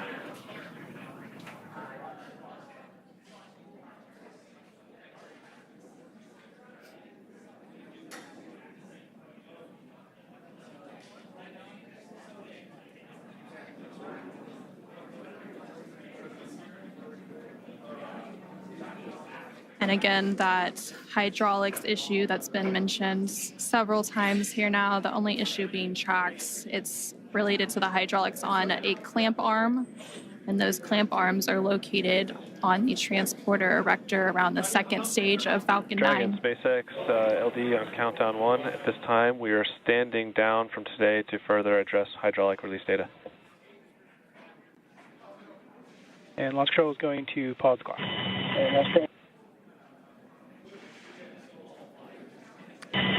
SpaceX Dragon, we copy all. Spaceflight is tough. Humans are tougher. We'll be ready when the equipment is. Yeah, sorry about the unfortunate result today, but we'll get you back up here in the air soon.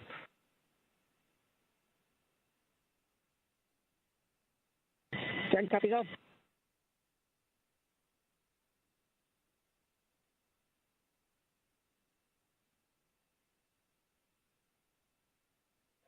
Dragon SpaceX, you are go to start 5.100 launch scrub. SpaceX Dragon, 5.100 launch scrub and work.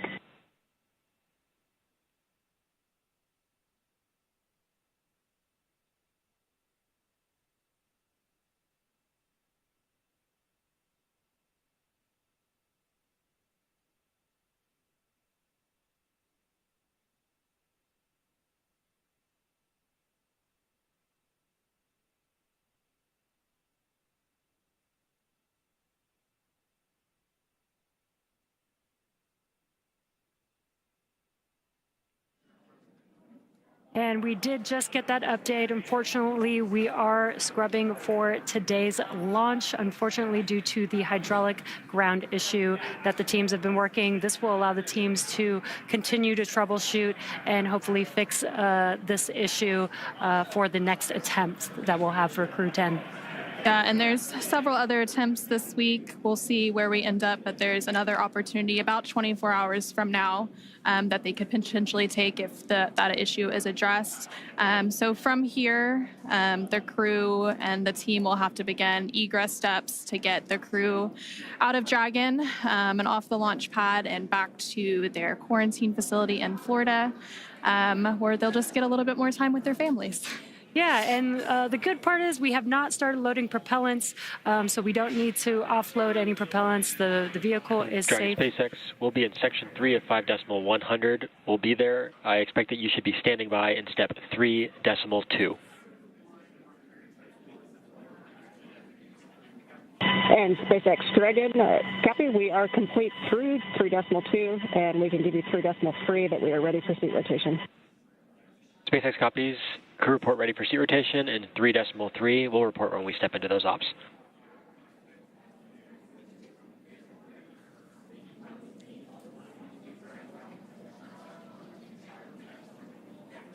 And just some comms between the core and Crew-10. They are preparing for egress. You are going to hear some procedures being called out as they work through that egress procedure. And like we were saying, the crew is safe. The vehicle is safe. It was a ground side issue that they've been working, that the teams have been working. And so what we'll see coming up is the seats will rotate. We did have the closeout team already leave the pad. They're going to come back and help the crew egress the Dragon vehicle. And there on your screen, you can see a live look at the crew and Dragon Endurance working through those steps. Leading up to the scrub today, they did go through lots of activities, obviously making it all the way through crew ingress, which happened around 4:58 p.m. Eastern earlier today. They then completed all of the suit leak checks, closed the... And for crew awareness, proceeding into scrub site safing, expect some venting from the vehicle ACS system. Dragon copies.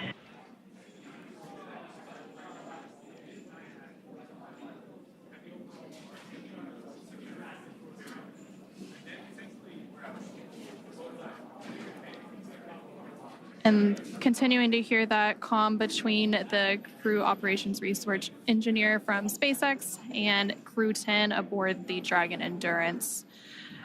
With that, we'll go ahead and turn it back over to Daryl at NASA's Kennedy Space Center for some additional information.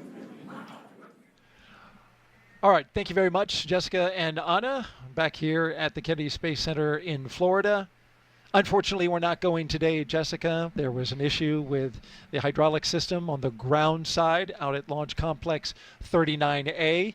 This was an issue that involved one of the clamp arms on the transporter erector. This is a ground issue. Everything was fine with the rocket and the spacecraft itself. This was an issue that SpaceX first made the crew aware of at T-minus 4 hours. They were working it, gathering data, but continuing with the countdown in hopes that they were able to have enough data to resolve the issue or get comfortable with some flight rationale. They were unable to get to that point, but I was listening in on the nets, and they were definitely working this issue as thoroughly as you would expect from the teams at SpaceX and NASA, talking about all the information, previous launches, taking into factors data from even the test fire. But in the end, they were unable to get to that point where they were comfortable launching. So we stand down for today and we look for another opportunity. Though at this point, we know that there are 2 opportunities coming up on Thursday and Friday, but it has yet to be seen whether or not the teams will take that opportunity. They first must resolve the issue or get enough data in order to understand it. And then at that point, they can proceed with an opportunity. But just to make the audience aware of the opportunities that remain, on Thursday, we have a launch opportunity at 7:26 p.m. Eastern Time. 7:26 p.m. Eastern Time, there is another launch opportunity for a 24-hour turnaround. And then on Friday, as you know, Jessica, we move generally about 20 or so minutes back each day in order to rendezvous with the International Space Station. We have a launch opportunity on Friday as well at 7:03 p.m. Eastern Time. As you can see on your screen, the Crew-10, is getting ready to egress the spacecraft Endurance. This is where they will go ahead and get out of the spacecraft. They're in fact talking about that now as they are motioning which crew members will be going through.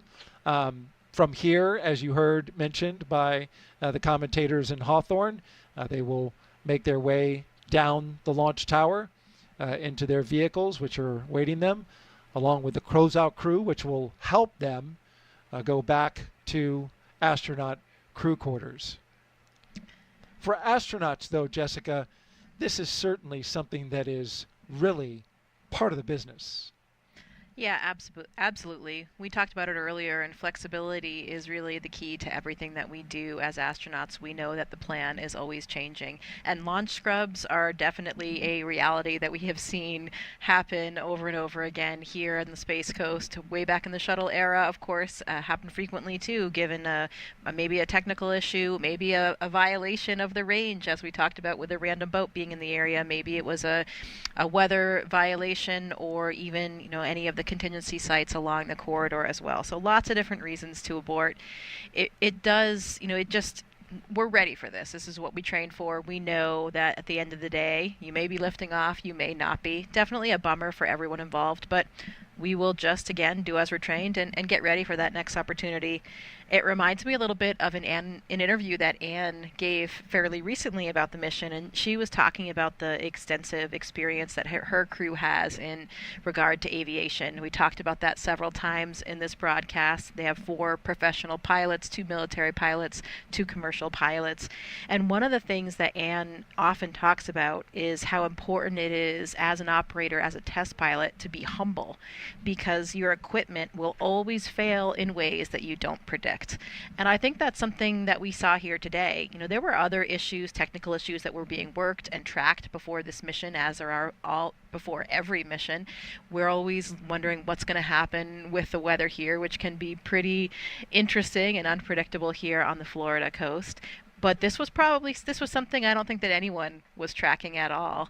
And Ann and I even spoke last night. It just seems like everything's going too smoothly. I think we mentioned that this morning as well. Yeah. And maybe we shouldn't have said that out loud, because sure enough, there's always something that you don't expect. So I'm sure Ann's reminding her crew right now, hey, be humble. We know that today we weren't ready to launch. And the answer is that we will launch when we know we're ready and safe. And that's, of course, the only solution when you're launching humans into space.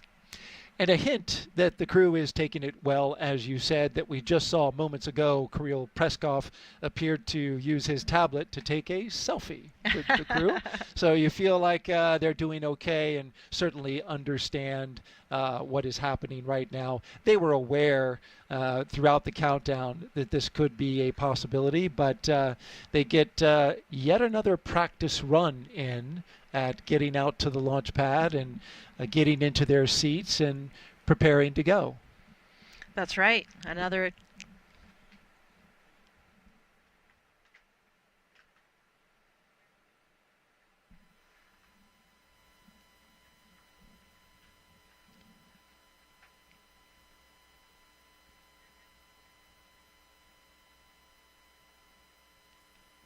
We're listening in as SpaceX continues to go through their scrub procedures.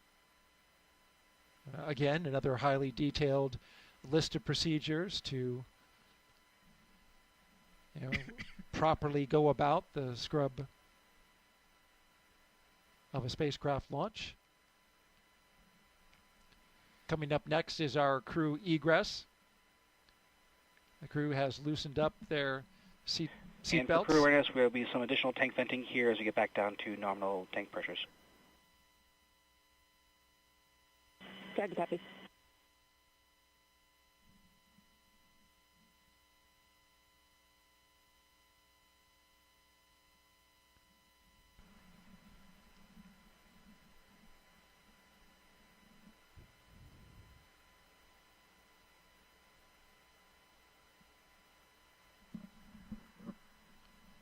From your time in the astronaut corps, what are some stories that you've heard from astronauts that have, spent time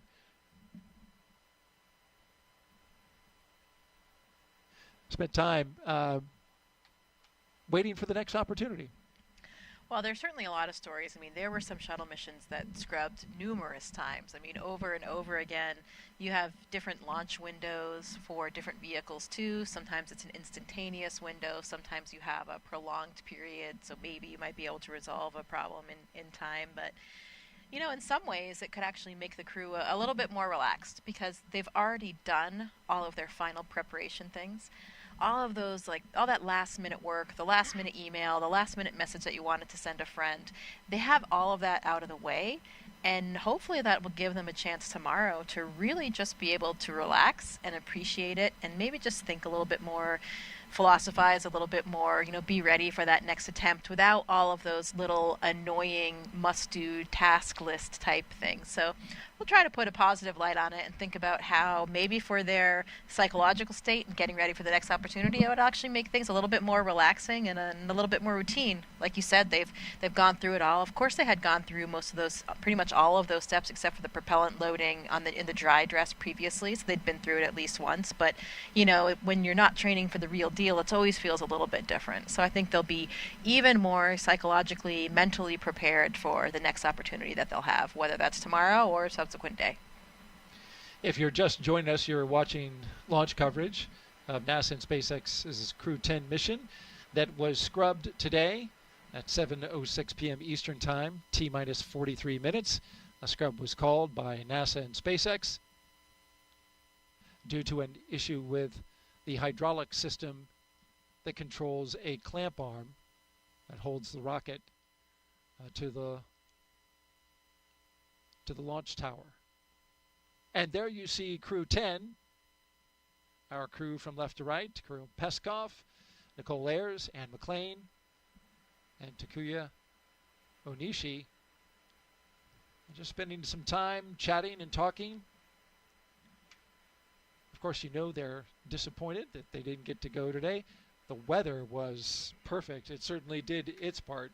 I had just heard an update prior to the scrub being called where the launch weather officer came over the net and said, "We're clear, blue, and 22."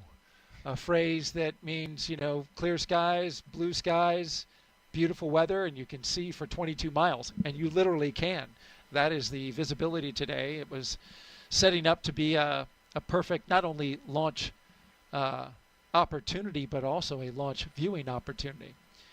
But as is often happens in the business, everything needs to be just right. And so the launch was scrubbed for today, and they will look for an opportunity in the future after they discuss the issue that they had with the hydraulics on the ground system. The rocket was good to go. The spacecraft was good to go, but something with the ground equipment and the hydraulic system is what's keeping us on the ground for today. As we look around, just having passed through sunset, I believe we had a sunset. Are we there yet? No, we're close. Almost sunset as we orbit the launch tower there. In the foreground, a future Starship launch tower that you can see there, marked by its chopstick arms at the bottom.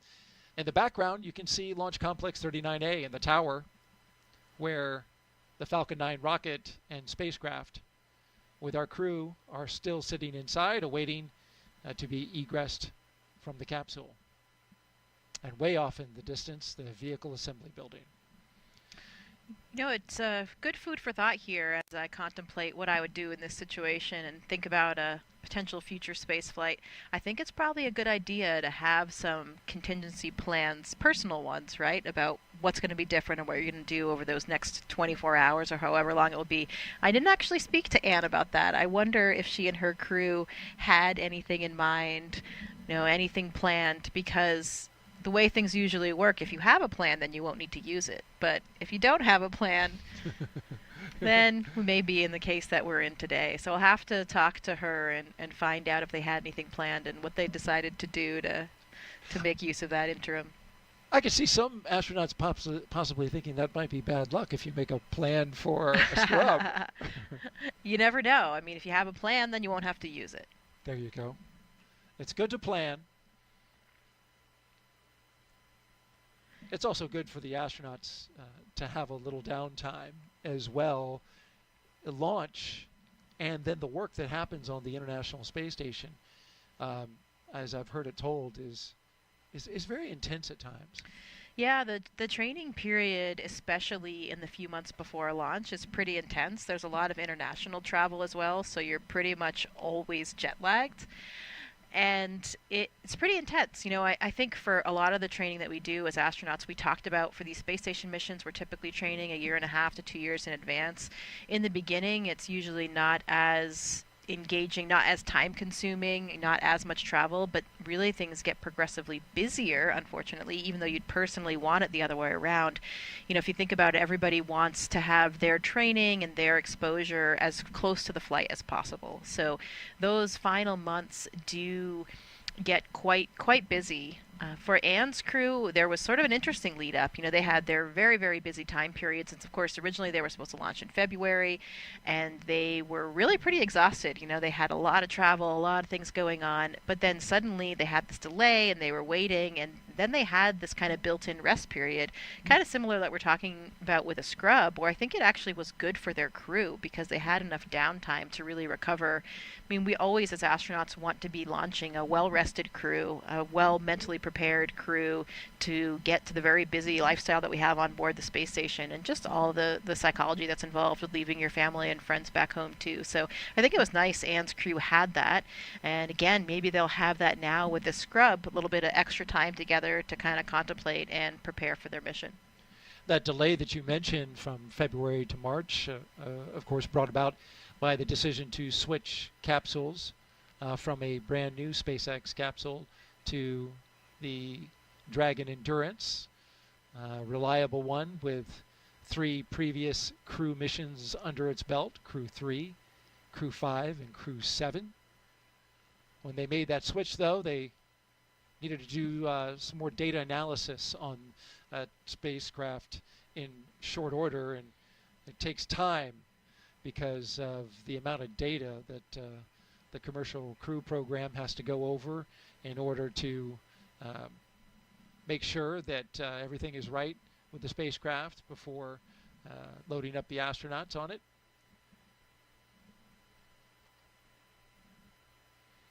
Oh, it's a nice view of the moon you can see behind the launch towers there as well. See it.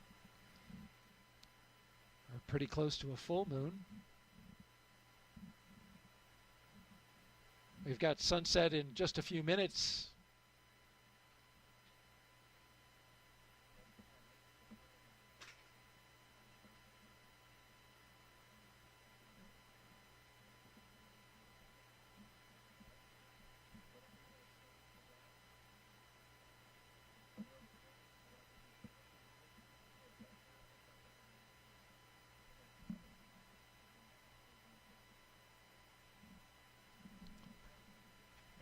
Dragon SpaceX, just an update. The closeout team is waiting. They have arrived at the pad, but is waiting for a go to enter the pad to come get you out of the vehicle. But I'll give you updates as they're proceeding to the base of the tower. SpaceX Dragon copy. Thank you. You heard that update there from SpaceX to the crew inside the Endurance And spacecraft. for crew in, there's going to be some loud venting from the base of the rocket.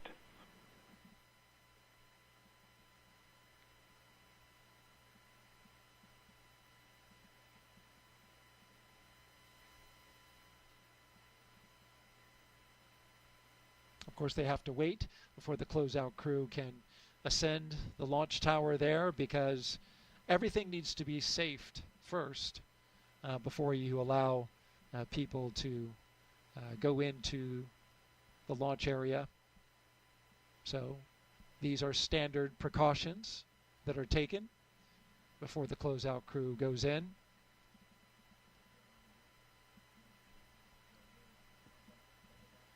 Props to our Kennedy Space Center Flight Operations team, though, for these beautiful images that they have been bringing us throughout today.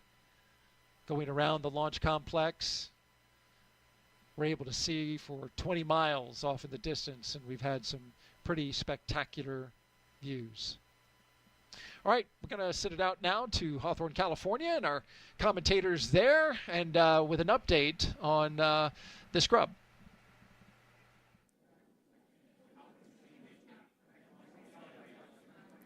Thanks, Daryl. Not what we were expecting today, but the good news is that the vehicle, the crew are all healthy, and this is standard procedure, right? We're hearing some comms. We heard the comms that the closeout team is going to make their way back to on the crew access arm to the White Room and help the crew egress the vehicle. But they've done this before. Yeah. They did this through dry dress rehearsal already when they had to go through the entire process, get into the seats, get strapped in, and then they unbuckled and egressed the Dragon spacecraft already. So this is just almost like another rehearsal for them. And again, we didn't load propellants, so that does make the egress a little bit easier today. Yeah, and you can see Crew-10 there on your screen. They look pretty happy, all smiles on their faces. Yeah. Taking some selfies, it looks like, or some photos. With their pads there. Yeah, so I guess killing the time a little bit as they wait to egress or exit the spacecraft and again go back to their quarantine facility where they've been for the last about a week now. I think they arrived on March 7th to Florida. So the process is, it takes a little bit. There's lots of people and moving parts involved to get the crew out of the capsule, get everything safed, and then drive back and get back to their location. Again, we'll continue to stand by and wait and see when we might be able to have our next launch opportunity. There's several opportunities available this week. Again, we had that scrub due to a hydraulic ground issue with the clamp arm on the transporter erector. So the teams will continue to look into that, do some more data and analysis, and see if they can figure out exactly what was going on with that issue.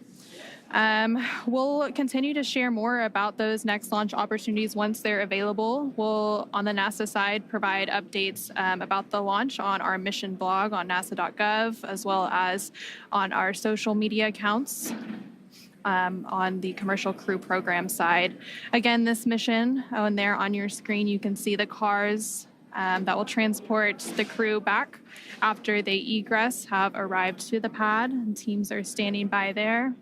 And we do have the closeout team waiting for the elevator that will take them all the way up to that crew access arm. Again, that's the same team that helped them ingress into the vehicle. It will be the same team to help them egress. And there you can see them making their way up. And they did call the scrub right before that crew access arm normally would have swung out of the way. So we didn't have to wait for that to swing back. So it does speed up the process a little bit. And that was, I think, very intentional to make a decision at that point. Yeah, exactly. We have a lot of checkpoints through the countdown, all purposefully to make sure that we are making sure that every step of the process we are good before we proceed. And again, just like Anna was saying, this is exactly why we do that. We were able to make this call prior to propellant loading, prior to removing the crew access arm, making the steps to almost go backwards a little bit easier and a little bit safer. We are doing, you can see on your screen, just making sure that we are good to open that hatch for Dragon. And again, Crew-10 is the 10th rotational mission for SpaceX carrying crew to the International Space Station. Their crew currently inside Dragon that will egress soon is comprised of 2 NASA astronauts, so NASA astronaut McClain and Nichole Ayers, as well as a JAXA astronaut, Takuya Onishi, and a Roscosmos cosmonaut, Kirill Peskov. And then once we do have a new launch date and a launch time and we get the crew off the pad and into orbit, they will have a long duration mission at the International Space Station conducting science and research activities. It's really great to see the crew in good spirits. They train for this and, spend a lot of hours working through each one of these procedures, and you can see the closeout team making their way across the crew access arm there over to the White Room. But yeah, this is all part of procedure, and it's really great to see the crew just in good spirits despite, unfortunately not being able to launch today, but we will have some other opportunities. And again, we will not launch unless we know that we can launch safely and reliably. And this is exactly why we do all of these checks throughout the countdown. And really everything has to go right for a launch to be successful. So we want to take the time and make sure we understand any issues that arise. Along with all of the engineering systems on the rocket and Dragon, we also have to look out for things like weather to make sure we're safe to fly and launch into orbit. So again, the teams will continue discussing the hydraulics issue, continue looking at the weather for the next few days, and see when our next launch opportunity may be. You're continuing to see a live look inside the Dragon Endurance. Again, this was going to be the 4th flight of that spacecraft. It previously flew on Crew-3, Crew-5, and Crew-7. Live look there at the launch pad, Launch Complex 39A at the Kennedy Space Center in Florida, as the sun looks like it's pretty much fully set at this point.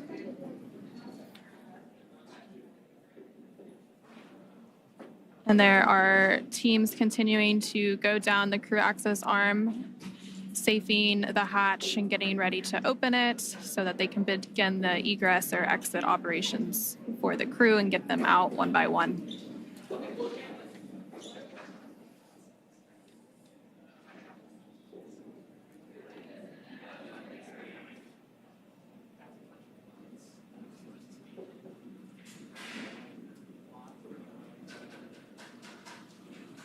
Crew-10, again, there on your screen, patiently waiting for that hatch to open.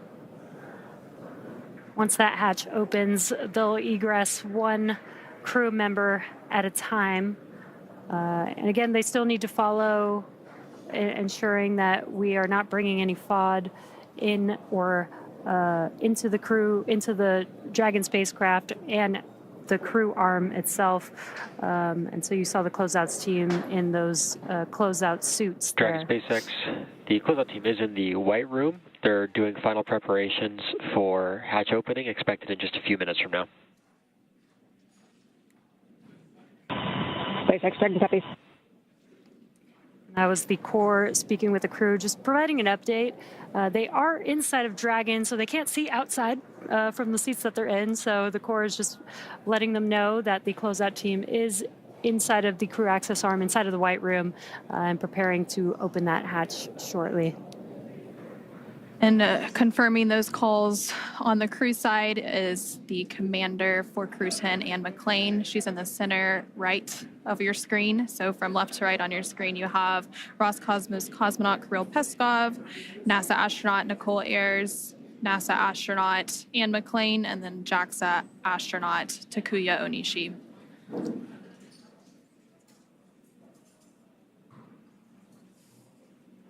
And that scrub was called about 45 minutes ago now, continuing to work through those procedures to get the crew egressed from the spacecraft.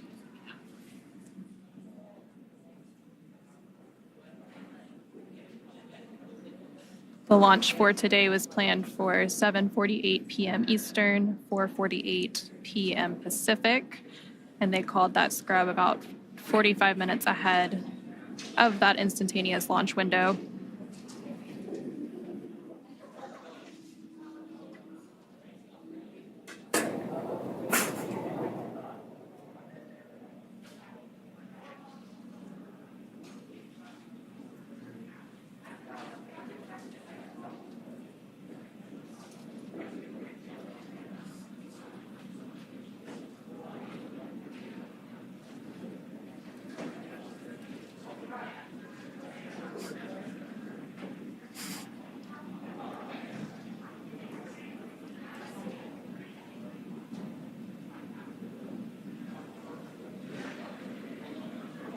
Again, if you're just now joining us, we did have a scrub for the Crew-10 launch today. Once again, the vehicle and the crew are safe and healthy. The scrub was called for a ground side issue with the hydraulic system that opens the access arm around the vehicle which is attached to the I'm sorry, not the access arm, the clamp arm on the transporter erector.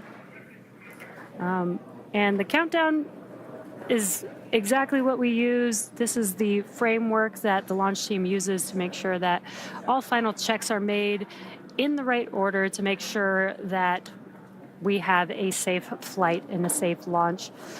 And what's happening during these countdowns is the rocket computers, the ground computers, the launch teams are all monitoring the checks along the way, making sure that every step of the way, all the way to T0, as well as all the way through launch, that everything is healthy and operating nominally.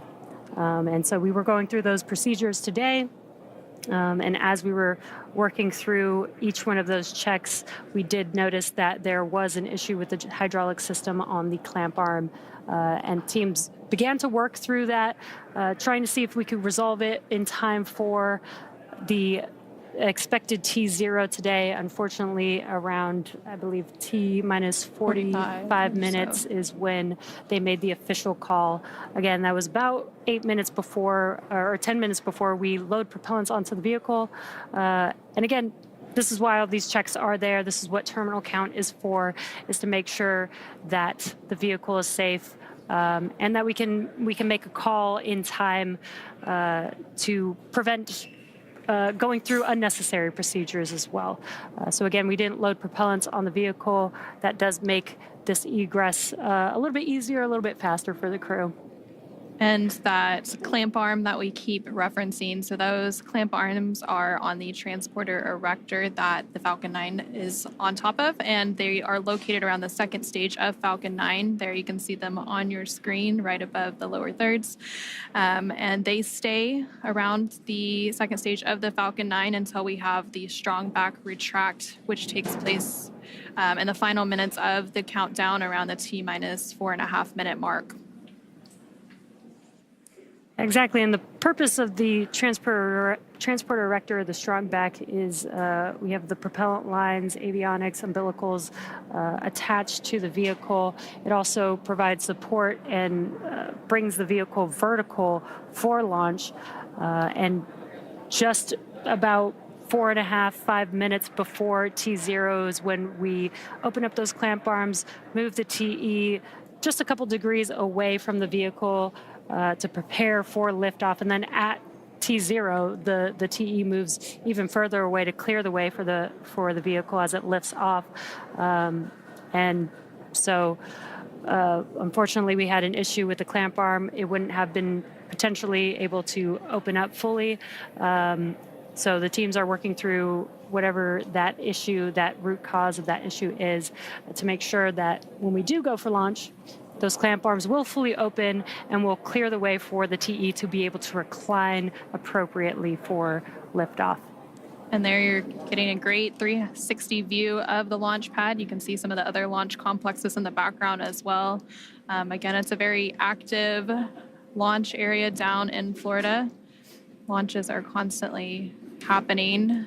This one was scheduled to take place from Launch Complex 39A there on your screen. And you can see Falcon 9 standing tall with Dragon atop, with Crew-10 currently inside as they work through those egress procedures with the SpaceX team. Again, there is a lot of coordination that went into today's preparations leading up to the final minutes before we scrubbed. Communication between the NASA teams, the SpaceX teams, everyone is working to make sure we're all on the same page, we're all comfortable and ready to launch. And of course, we'll launch once everything is in tip-top shape and we're ready to go fly the crew to the International Space Station.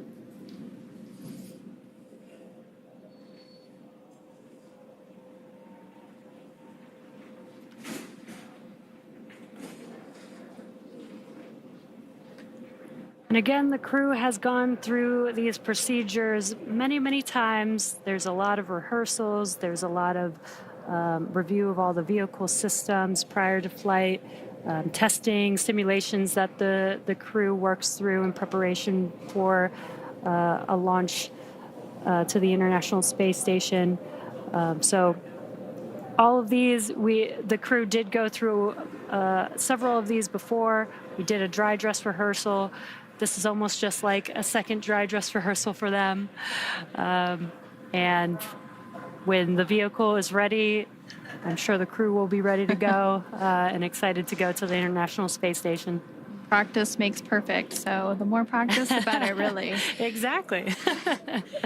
And the crew, there you can see on the right hand of your screen, they've been training for their mission to the International Space Station for well over a year now, getting ready for all of the different science and maintenance activities that they will do on board once they make it to the International Space Station.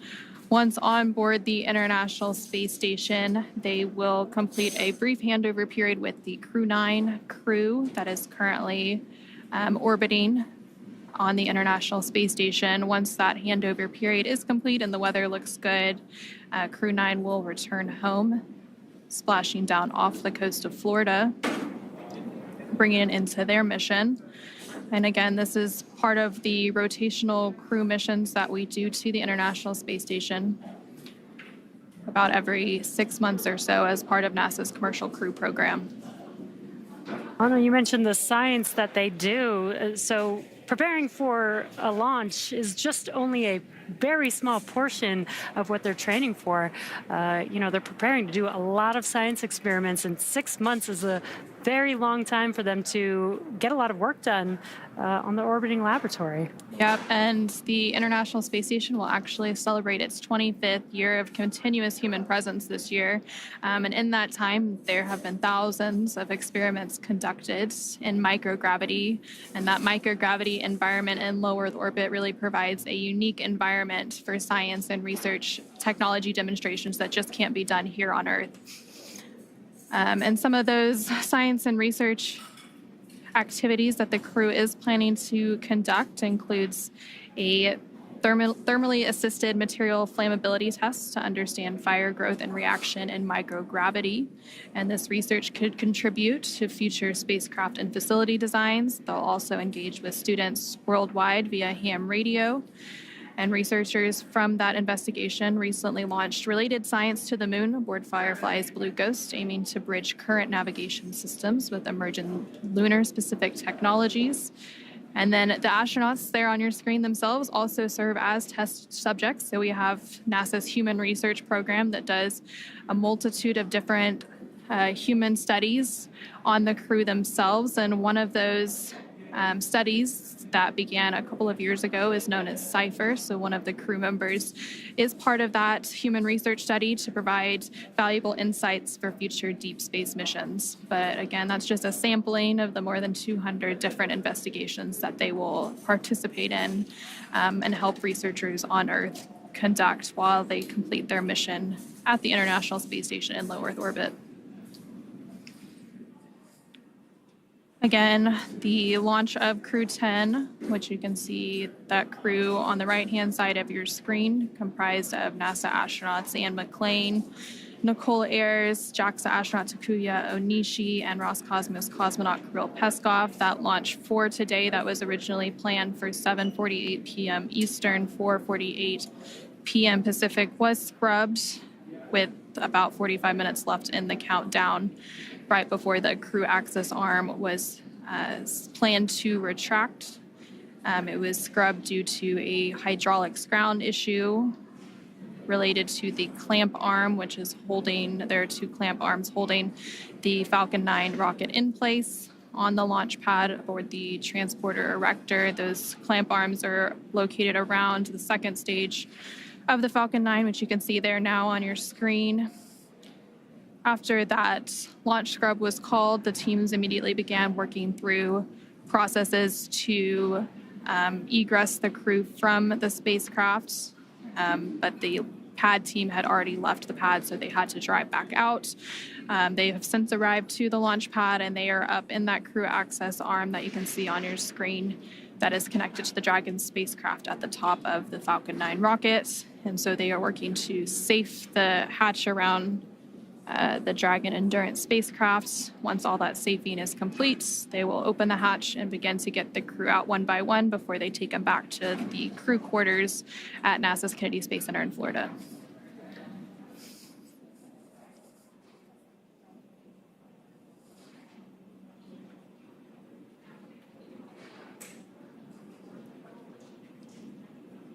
So leading up to today's launch attempt, the crew actually ingressed or entered the spacecraft around 4:58 p.m. Eastern, so several hours ago now.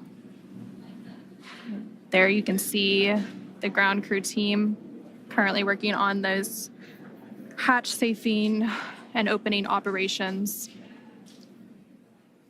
Dragon SpaceX closeout team is preparing for side hatch open in just about a minute or so.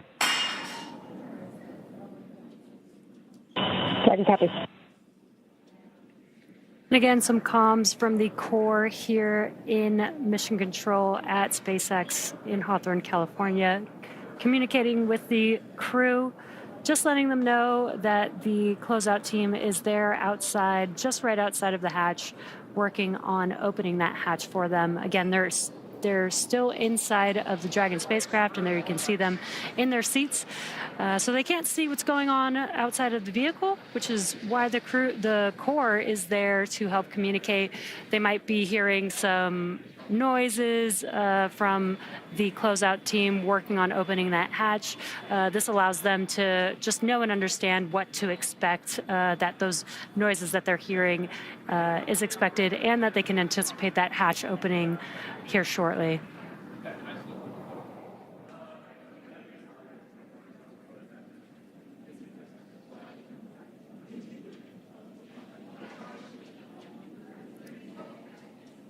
And the crew there using their pads that they would use during their flight. Those tablets hold their procedures, so they can, if they're wondering where, what they need to work through, what's coming up next in the procedure, they can look there on those tablets very easily. They were also taking some selfies earlier.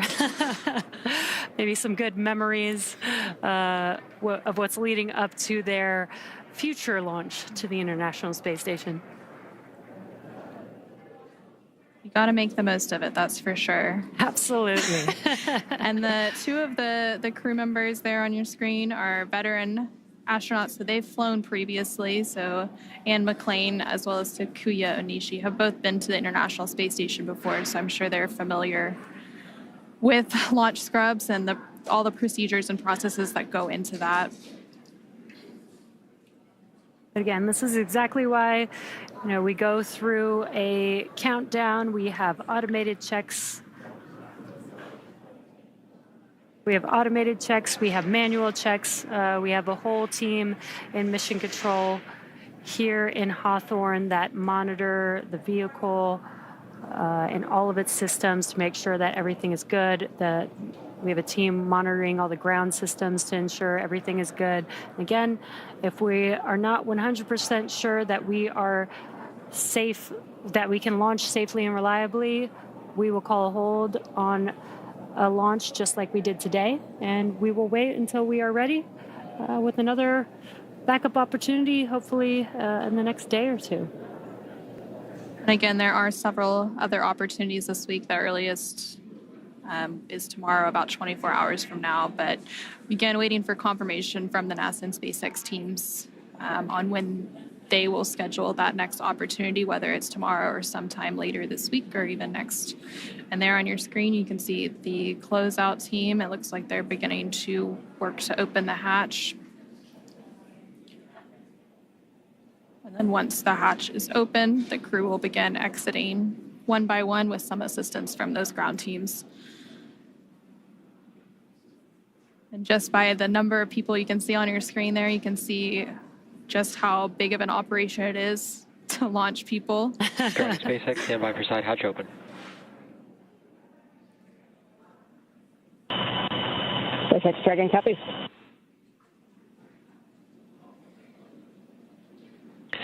And Dragon SpaceX, hatch is open, so we'll be handing you off to the closeout team for egress. Sorry we couldn't get you off today, but we'll speak to you soon and look forward to trying it again. SpaceX Dragon, we copy. We see the closeout crew. Great working with you today. Kudos to the whole team. I know it was a lot of work to try to get it to go, but like I said earlier, we'll be ready when the equipment is.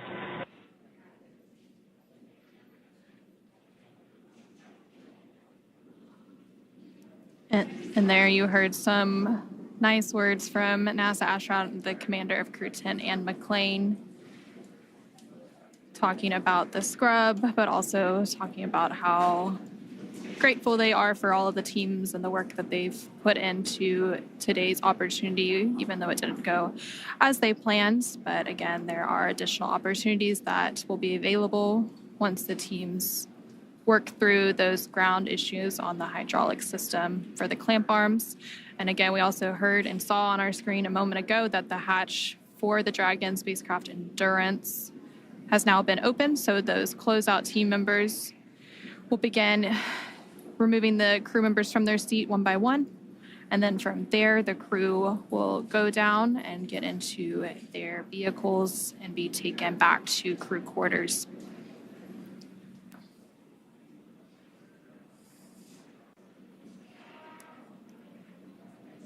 When that hatch opened, they waved to the closeout team. This is a team that they've been working with for many, many months, so they're very familiar with each other. And as Anna, you were mentioning, there's a lot of teams involved with a launch like this. Several teams helping to make a crew launch like this happen. The closeout team working with the crew side by side, obviously the crew itself, the operations team that helps train the crew for launch. Then there's a lot of training with NASA for the science. So there's several teams that are involved with a mission like today's, and it's okay that we're not going today. We will go when every single one of those teams is ready to go. Yep, and we also have the SpaceX Mission Control here in Hawthorne, as well as NASA's Mission Control team for the International Space Station in Houston, Texas, as well as the launch control teams in Florida. So really a huge undertaking to launch humans to space successfully. And we've been launching people now to the International Space Station for almost 25 years, with that 25th anniversary of continuous human presence coming up later this year. Yeah, and the NASA astronauts have been flying with SpaceX for the past 5 years, since Demo 2 in May of 2020. And this will be the 10th rotational crew mission, making the 11th with NASA and SpaceX. Yep. And those crew rotations, they're also intricately timed. So the crews typically spend around 6 months aboard the International Space Station once they get up there. So the current crew rotation that's up there is Crew-9, which was the 9th rotational crew mission for SpaceX flying NASA astronauts to the International Space Station. And once Crew-10 launches and gets to dock to the International Space Station, they'll complete that handover period with Crew-9 before Crew-9 makes their way back to Earth. And then there on your screen, you can see the Crew-10 crew members working to get their hands free out of their launch and entry suits. Yeah, these suits are intravehicular suits. They are designed for being inside of the spacecraft only. They help keep the astronauts cool. It's almost like they have a mini self AC system, but it also helps protect the crew in case of a cabin depressurization during a launch. So they're not going to egress those, or egress. I mean, the suits are kind of like a miniature spacecraft, but they won't be getting out of their suits now, but they are just getting their hands free so that they can help safely climb out of their seats and out of the spacecraft. And typically, once we launch and the crew is safely inserted into orbit, the crew will often get out of those suits for the phasing ride as they catch up to the International Space Station to get a little bit more comfortable, since that can be sometimes a lengthy ride. If we had launched today, it was actually on the shorter end for phasing. It would have been about 10 hours to get to the International Space Station.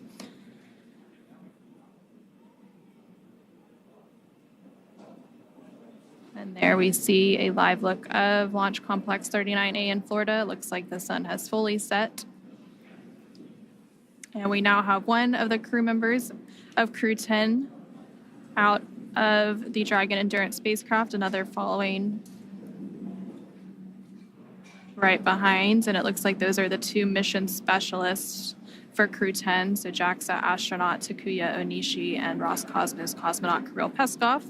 They are now safely out of the Dragon spacecraft, followed there by NASA astronaut Nichole Ayers. And then last but not least, making her way out of the Dragon spacecraft is NASA astronaut McClain. Must be nice for them to be able to stretch their legs after the last few hours sitting in the Dragon spacecraft. They are now currently in the White Room, but they'll be making their way down this crew access arm here in a moment. And again, the closeout team is there to help assist the crew, make sure they, as they were egressing the spacecraft, that they didn't damage their suits, helmets, and making sure that the crew is safe while they're in their spacesuits. These are some pretty hefty spacesuits, so might not be as easy to walk around in like normal clothes. So that's what the crew is there to help with. They're also going to make sure that the vehicle is safe before they exit the crew arm as well. It looks like they're now making their way down the crew access arm, well away from the spacecraft that they just egressed or exited following that launch scrub. Again, the scrub was called with about 45 minutes left in the launch count when we were targeting a 7:48 p.m. Eastern liftoff. That scrub was due to a ground hydraulics issue with the clamp arm on the transporter erector that the Falcon 9 sits atop. And those clamp arms hold the Falcon 9 in place and typically retract in terminal count.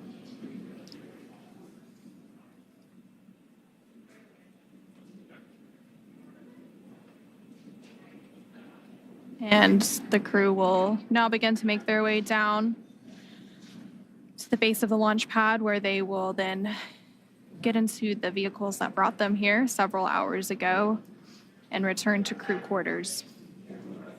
Once they're back at crew quarters, they'll likely have some meetings with some of the SpaceX and NASA teams to talk future opportunities for their launch.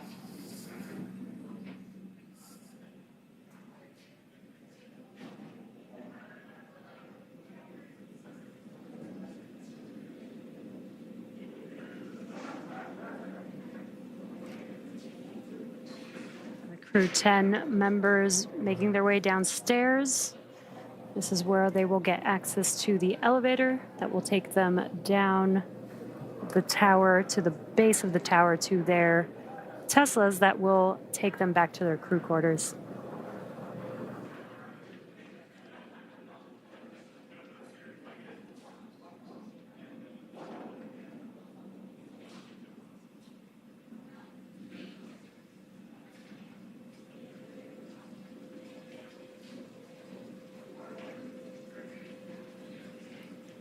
Looks like several members of the closeout team are following right behind them.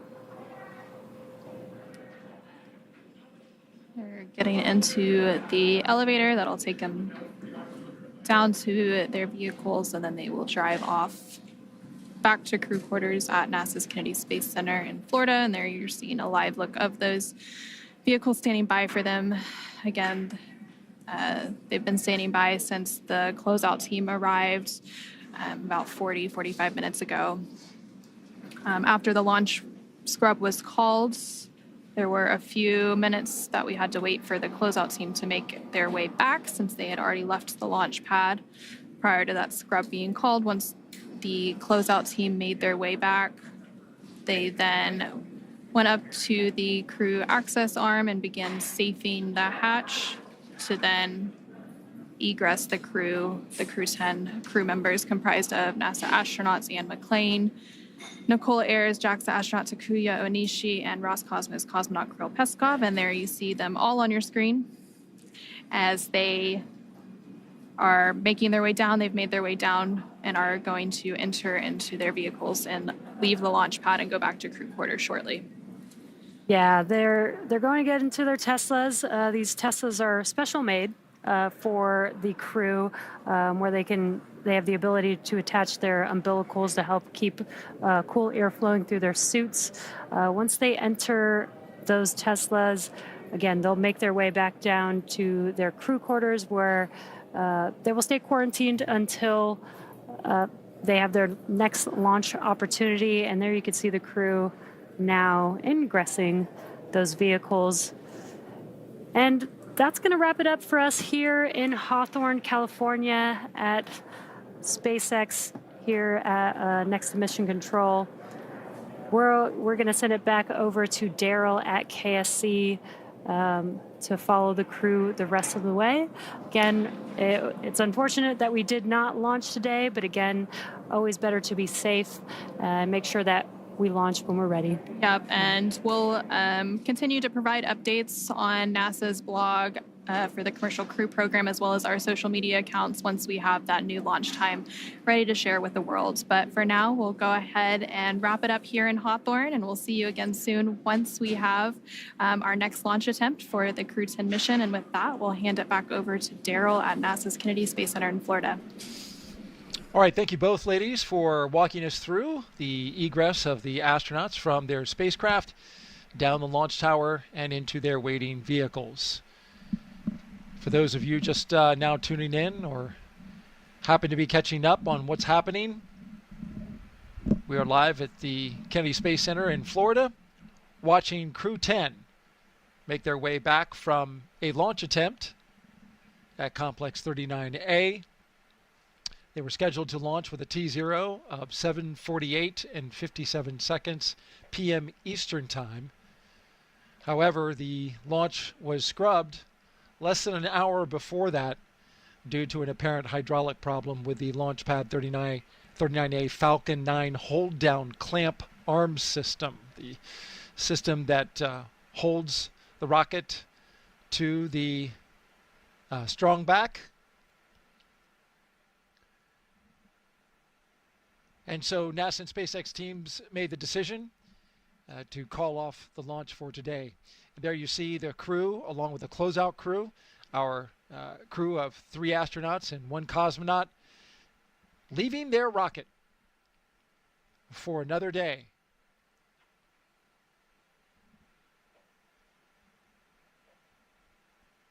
So, of course, Jessica, the understanding is, with astronauts that they're always ready, but they got to be feeling some disappointment. Yeah, certainly. I mean, it's a bit of a letdown when you think you're going to space and you don't. I didn't have that scrub experience myself, but obviously it is quite common for a lot of astronauts in the office. And I think really they're just mostly used to it from their previous careers. Like we mentioned earlier, Anne often talks about being humble and knowing that your equipment it's going to fail in the least predictable of ways, so you really just always need to be ready for anything. And that's what happened here today, despite a pretty flawless lead up. It was something that we didn't expect. But we will launch when we're ready and when we're safe, and of course that's always the most important thing when we're talking about human spaceflight. So maybe they'll have a little bit more time to relax and get ready for the next opportunity. We're going to continue tracking the astronauts' progress back to the astronaut crew quarters, and then we will close out the broadcast. But we want to make sure that you, the viewer, see the astronauts making it back from the launch complex back to their crew quarters safely before we close it off. And then it's a little bit like going home. Anne was talking earlier about appreciating the home-cooked food, and we have an incredible staff there at the quarantine facility. So, hey, another day of that, probably some other family visits, and they'll find a way to make good use of that time now that they have all the annoying taskless stuff out of the way that they thought they had to complete before yesterday.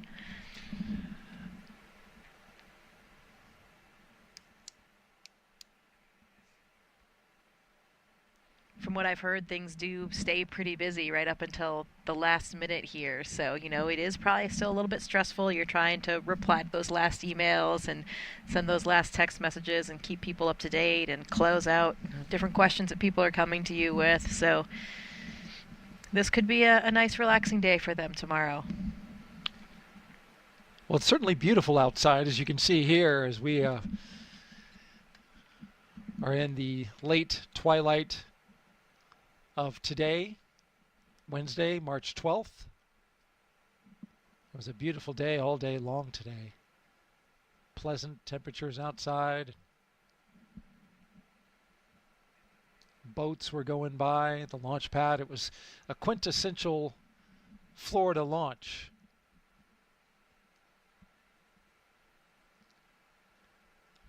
This is that kind of scene that I was talking about earlier when the cars were going in the other direction, and now at night it's even more dramatic with all of the lights and the entourage leading them back. I wonder if they're playing their theme music again. Maybe not. Maybe this time they're kind of sitting in silence, and will they play the same songs on the next opportunity? That's another answer I'll have to find out. Yeah. I mean, it's an opportunity to change up your playlist if you've got the time to do so.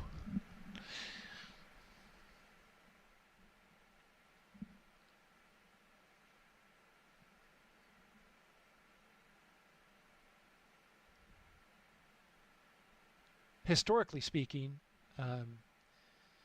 when crews back in shuttle days were faced with delays that they knew were going to be long, they had use of the astronaut beach house, and there were opportunities to spend a little more time out there, and families were on hand. So yeah, there could be. We still do use the beach house in this pre-launch quarantine period where the astronauts will go out there with their families, and it's a really nice, iconic, idyllic, gorgeous setting if you've ever seen it. Nice access to the beach and to the ocean, and it just has that real beach house vibe that's pretty relaxing. So I'm not sure whether or not they'll get another opportunity to do that, but you know, always a good option. Maybe a final run down the beach. What I love the most about that beach house location is the solitude. It's the house and the way Florida looked before anything, came around. It's so natural. The only really significant thing that you see towering launch pads off in the distance. But we like that. Yeah, but that's right. Around here, we like that.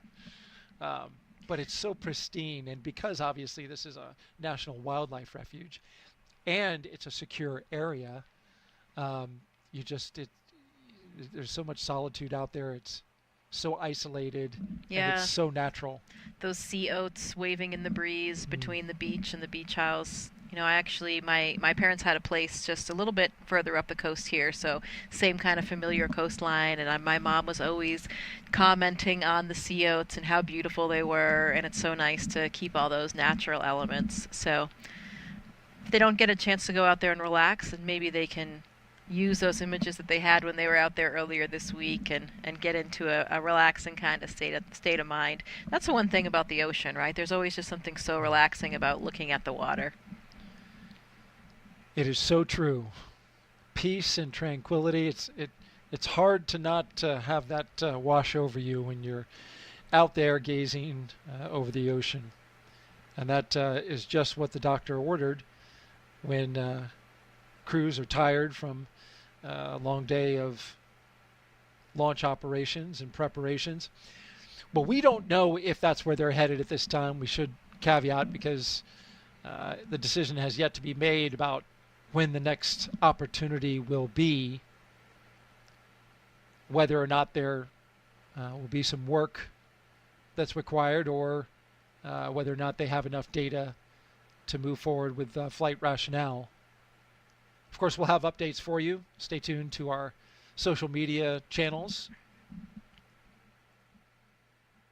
as we drive by the other direction, away from the vehicle assembly building and right by our studios here at the Launch 39 complex.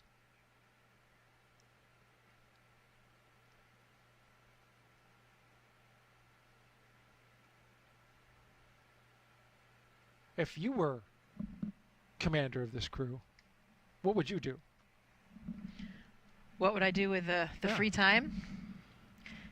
I think I would try to do what I was saying earlier, really use it to relax, because I know myself, and as I was mentioning, I've heard a lot of reports from the crews being pretty busy up until the last moment. So I think I would sort of take advantage of the fact that all of those annoying things are done, and perhaps you choose not to look at your email again, not to get back on your phone at all, because you've already sort of disconnected from those devices.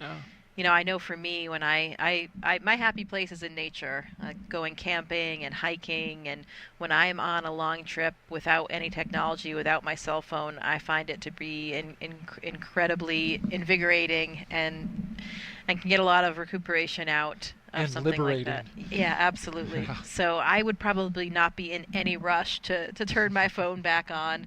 And that's the other thing, things are pretty planned. Like you said, we don't know for sure when the next attempt will be, but there certainly will be a plan, and they have to remain, of course, in their quarantine. So I would probably just try to relax, maybe avoid technology, and see how it all plays out.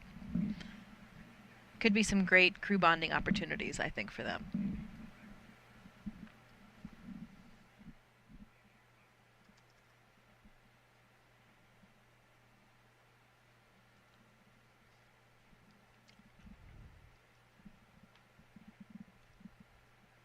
You're watching the crew from NASA SpaceX's Crew-10 making their way back to astronaut crew quarters at the ONC. It's about a 20-minute drive from the launch pad to the crew quarters. The caravan going down NASA Causeway. They came in on 2 lanes. They're going out on 3 lanes. Those 3 lanes are to accommodate big, heavy space hardware when it travels around the Kennedy Space Center. Fun little fact.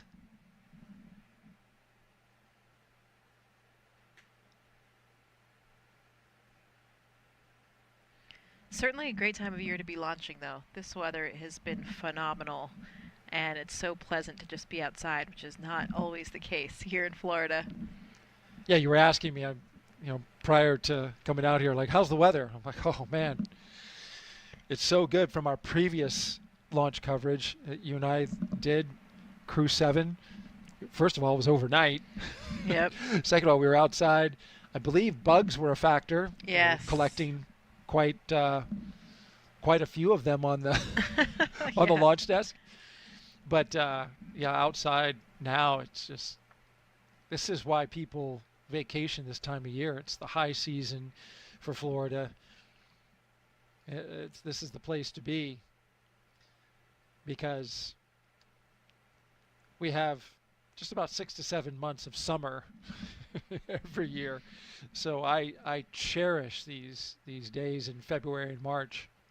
Yeah, we know how that feels in Houston too. Oh yes, you do. We've been pretty fortunate with the weather there lately as well.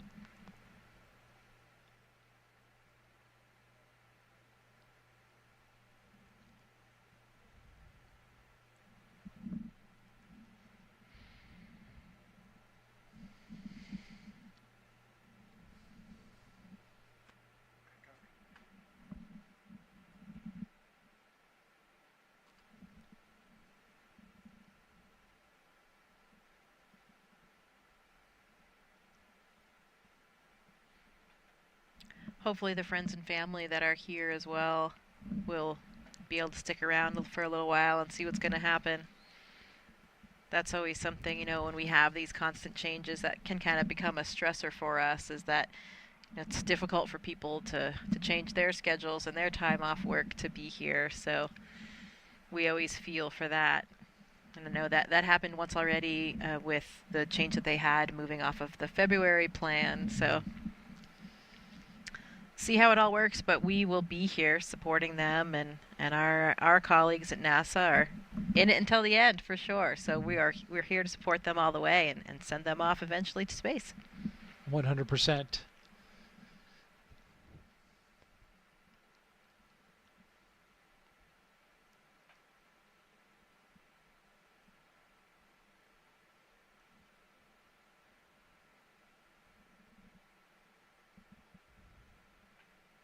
Feel like we're in the car right there with them with this view, don't we? And we are. I wonder if they're putting in their order to the fine cooks and chefs at crew quarters for dinner tonight, because it's been a while since they ate. Yeah, absolutely. And probably that will be definitely a bright spot on the horizon, because their meals in Dragon, there's no way to heat up the food. So it has to be something you do get some choice in what you can bring along. You can bring along some of the elements of our standard food menu that we have on ISS and some other kind of off-the-shelf varieties as well. But there's no way to heat it, so you have to have something that tastes good at the ambient temperature. So at least they will have a hot meal tonight, which they wouldn't have had otherwise on Dragon. Absolutely. A little bit less fun when your food's not floating, though, I have to say. There is that fun factor. Absolutely. It's room temperature, but capturing it out of midair. Yeah, it's okay to play with your food in space. Don't tell your kids. Right. That's not something that you and I, as parents of toddlers, are currently doing. Yeah, exactly. It would be a different ballgame with a toddler if all of the food was floating. So imagine that. Can you imagine that? Wouldn't that be like such an impetus to get them to eat? Toddlers in space would be cute, but very messy. Oh, no doubt about that.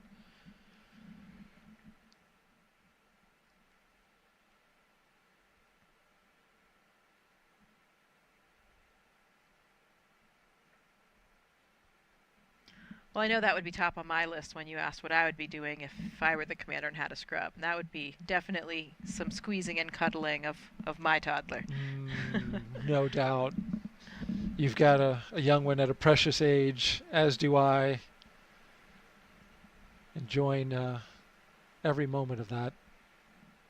I assume it would get a little confusing for them, though. Yeah, I know, right. Especially at that age where, it's difficult to completely understand what your mom or dad is saying. Well, we have arrived back where we started, at Astronaut Crew Quarters, as the gull-wing doors open up. And there you see our Crew-10 crew members waving to somebody who's out there. Yep. Looking slightly less enthusiastic. Slightly less. But that's okay. They will fly eventually. This we know. It's just a matter of figuring out when, as they hustle into the doors.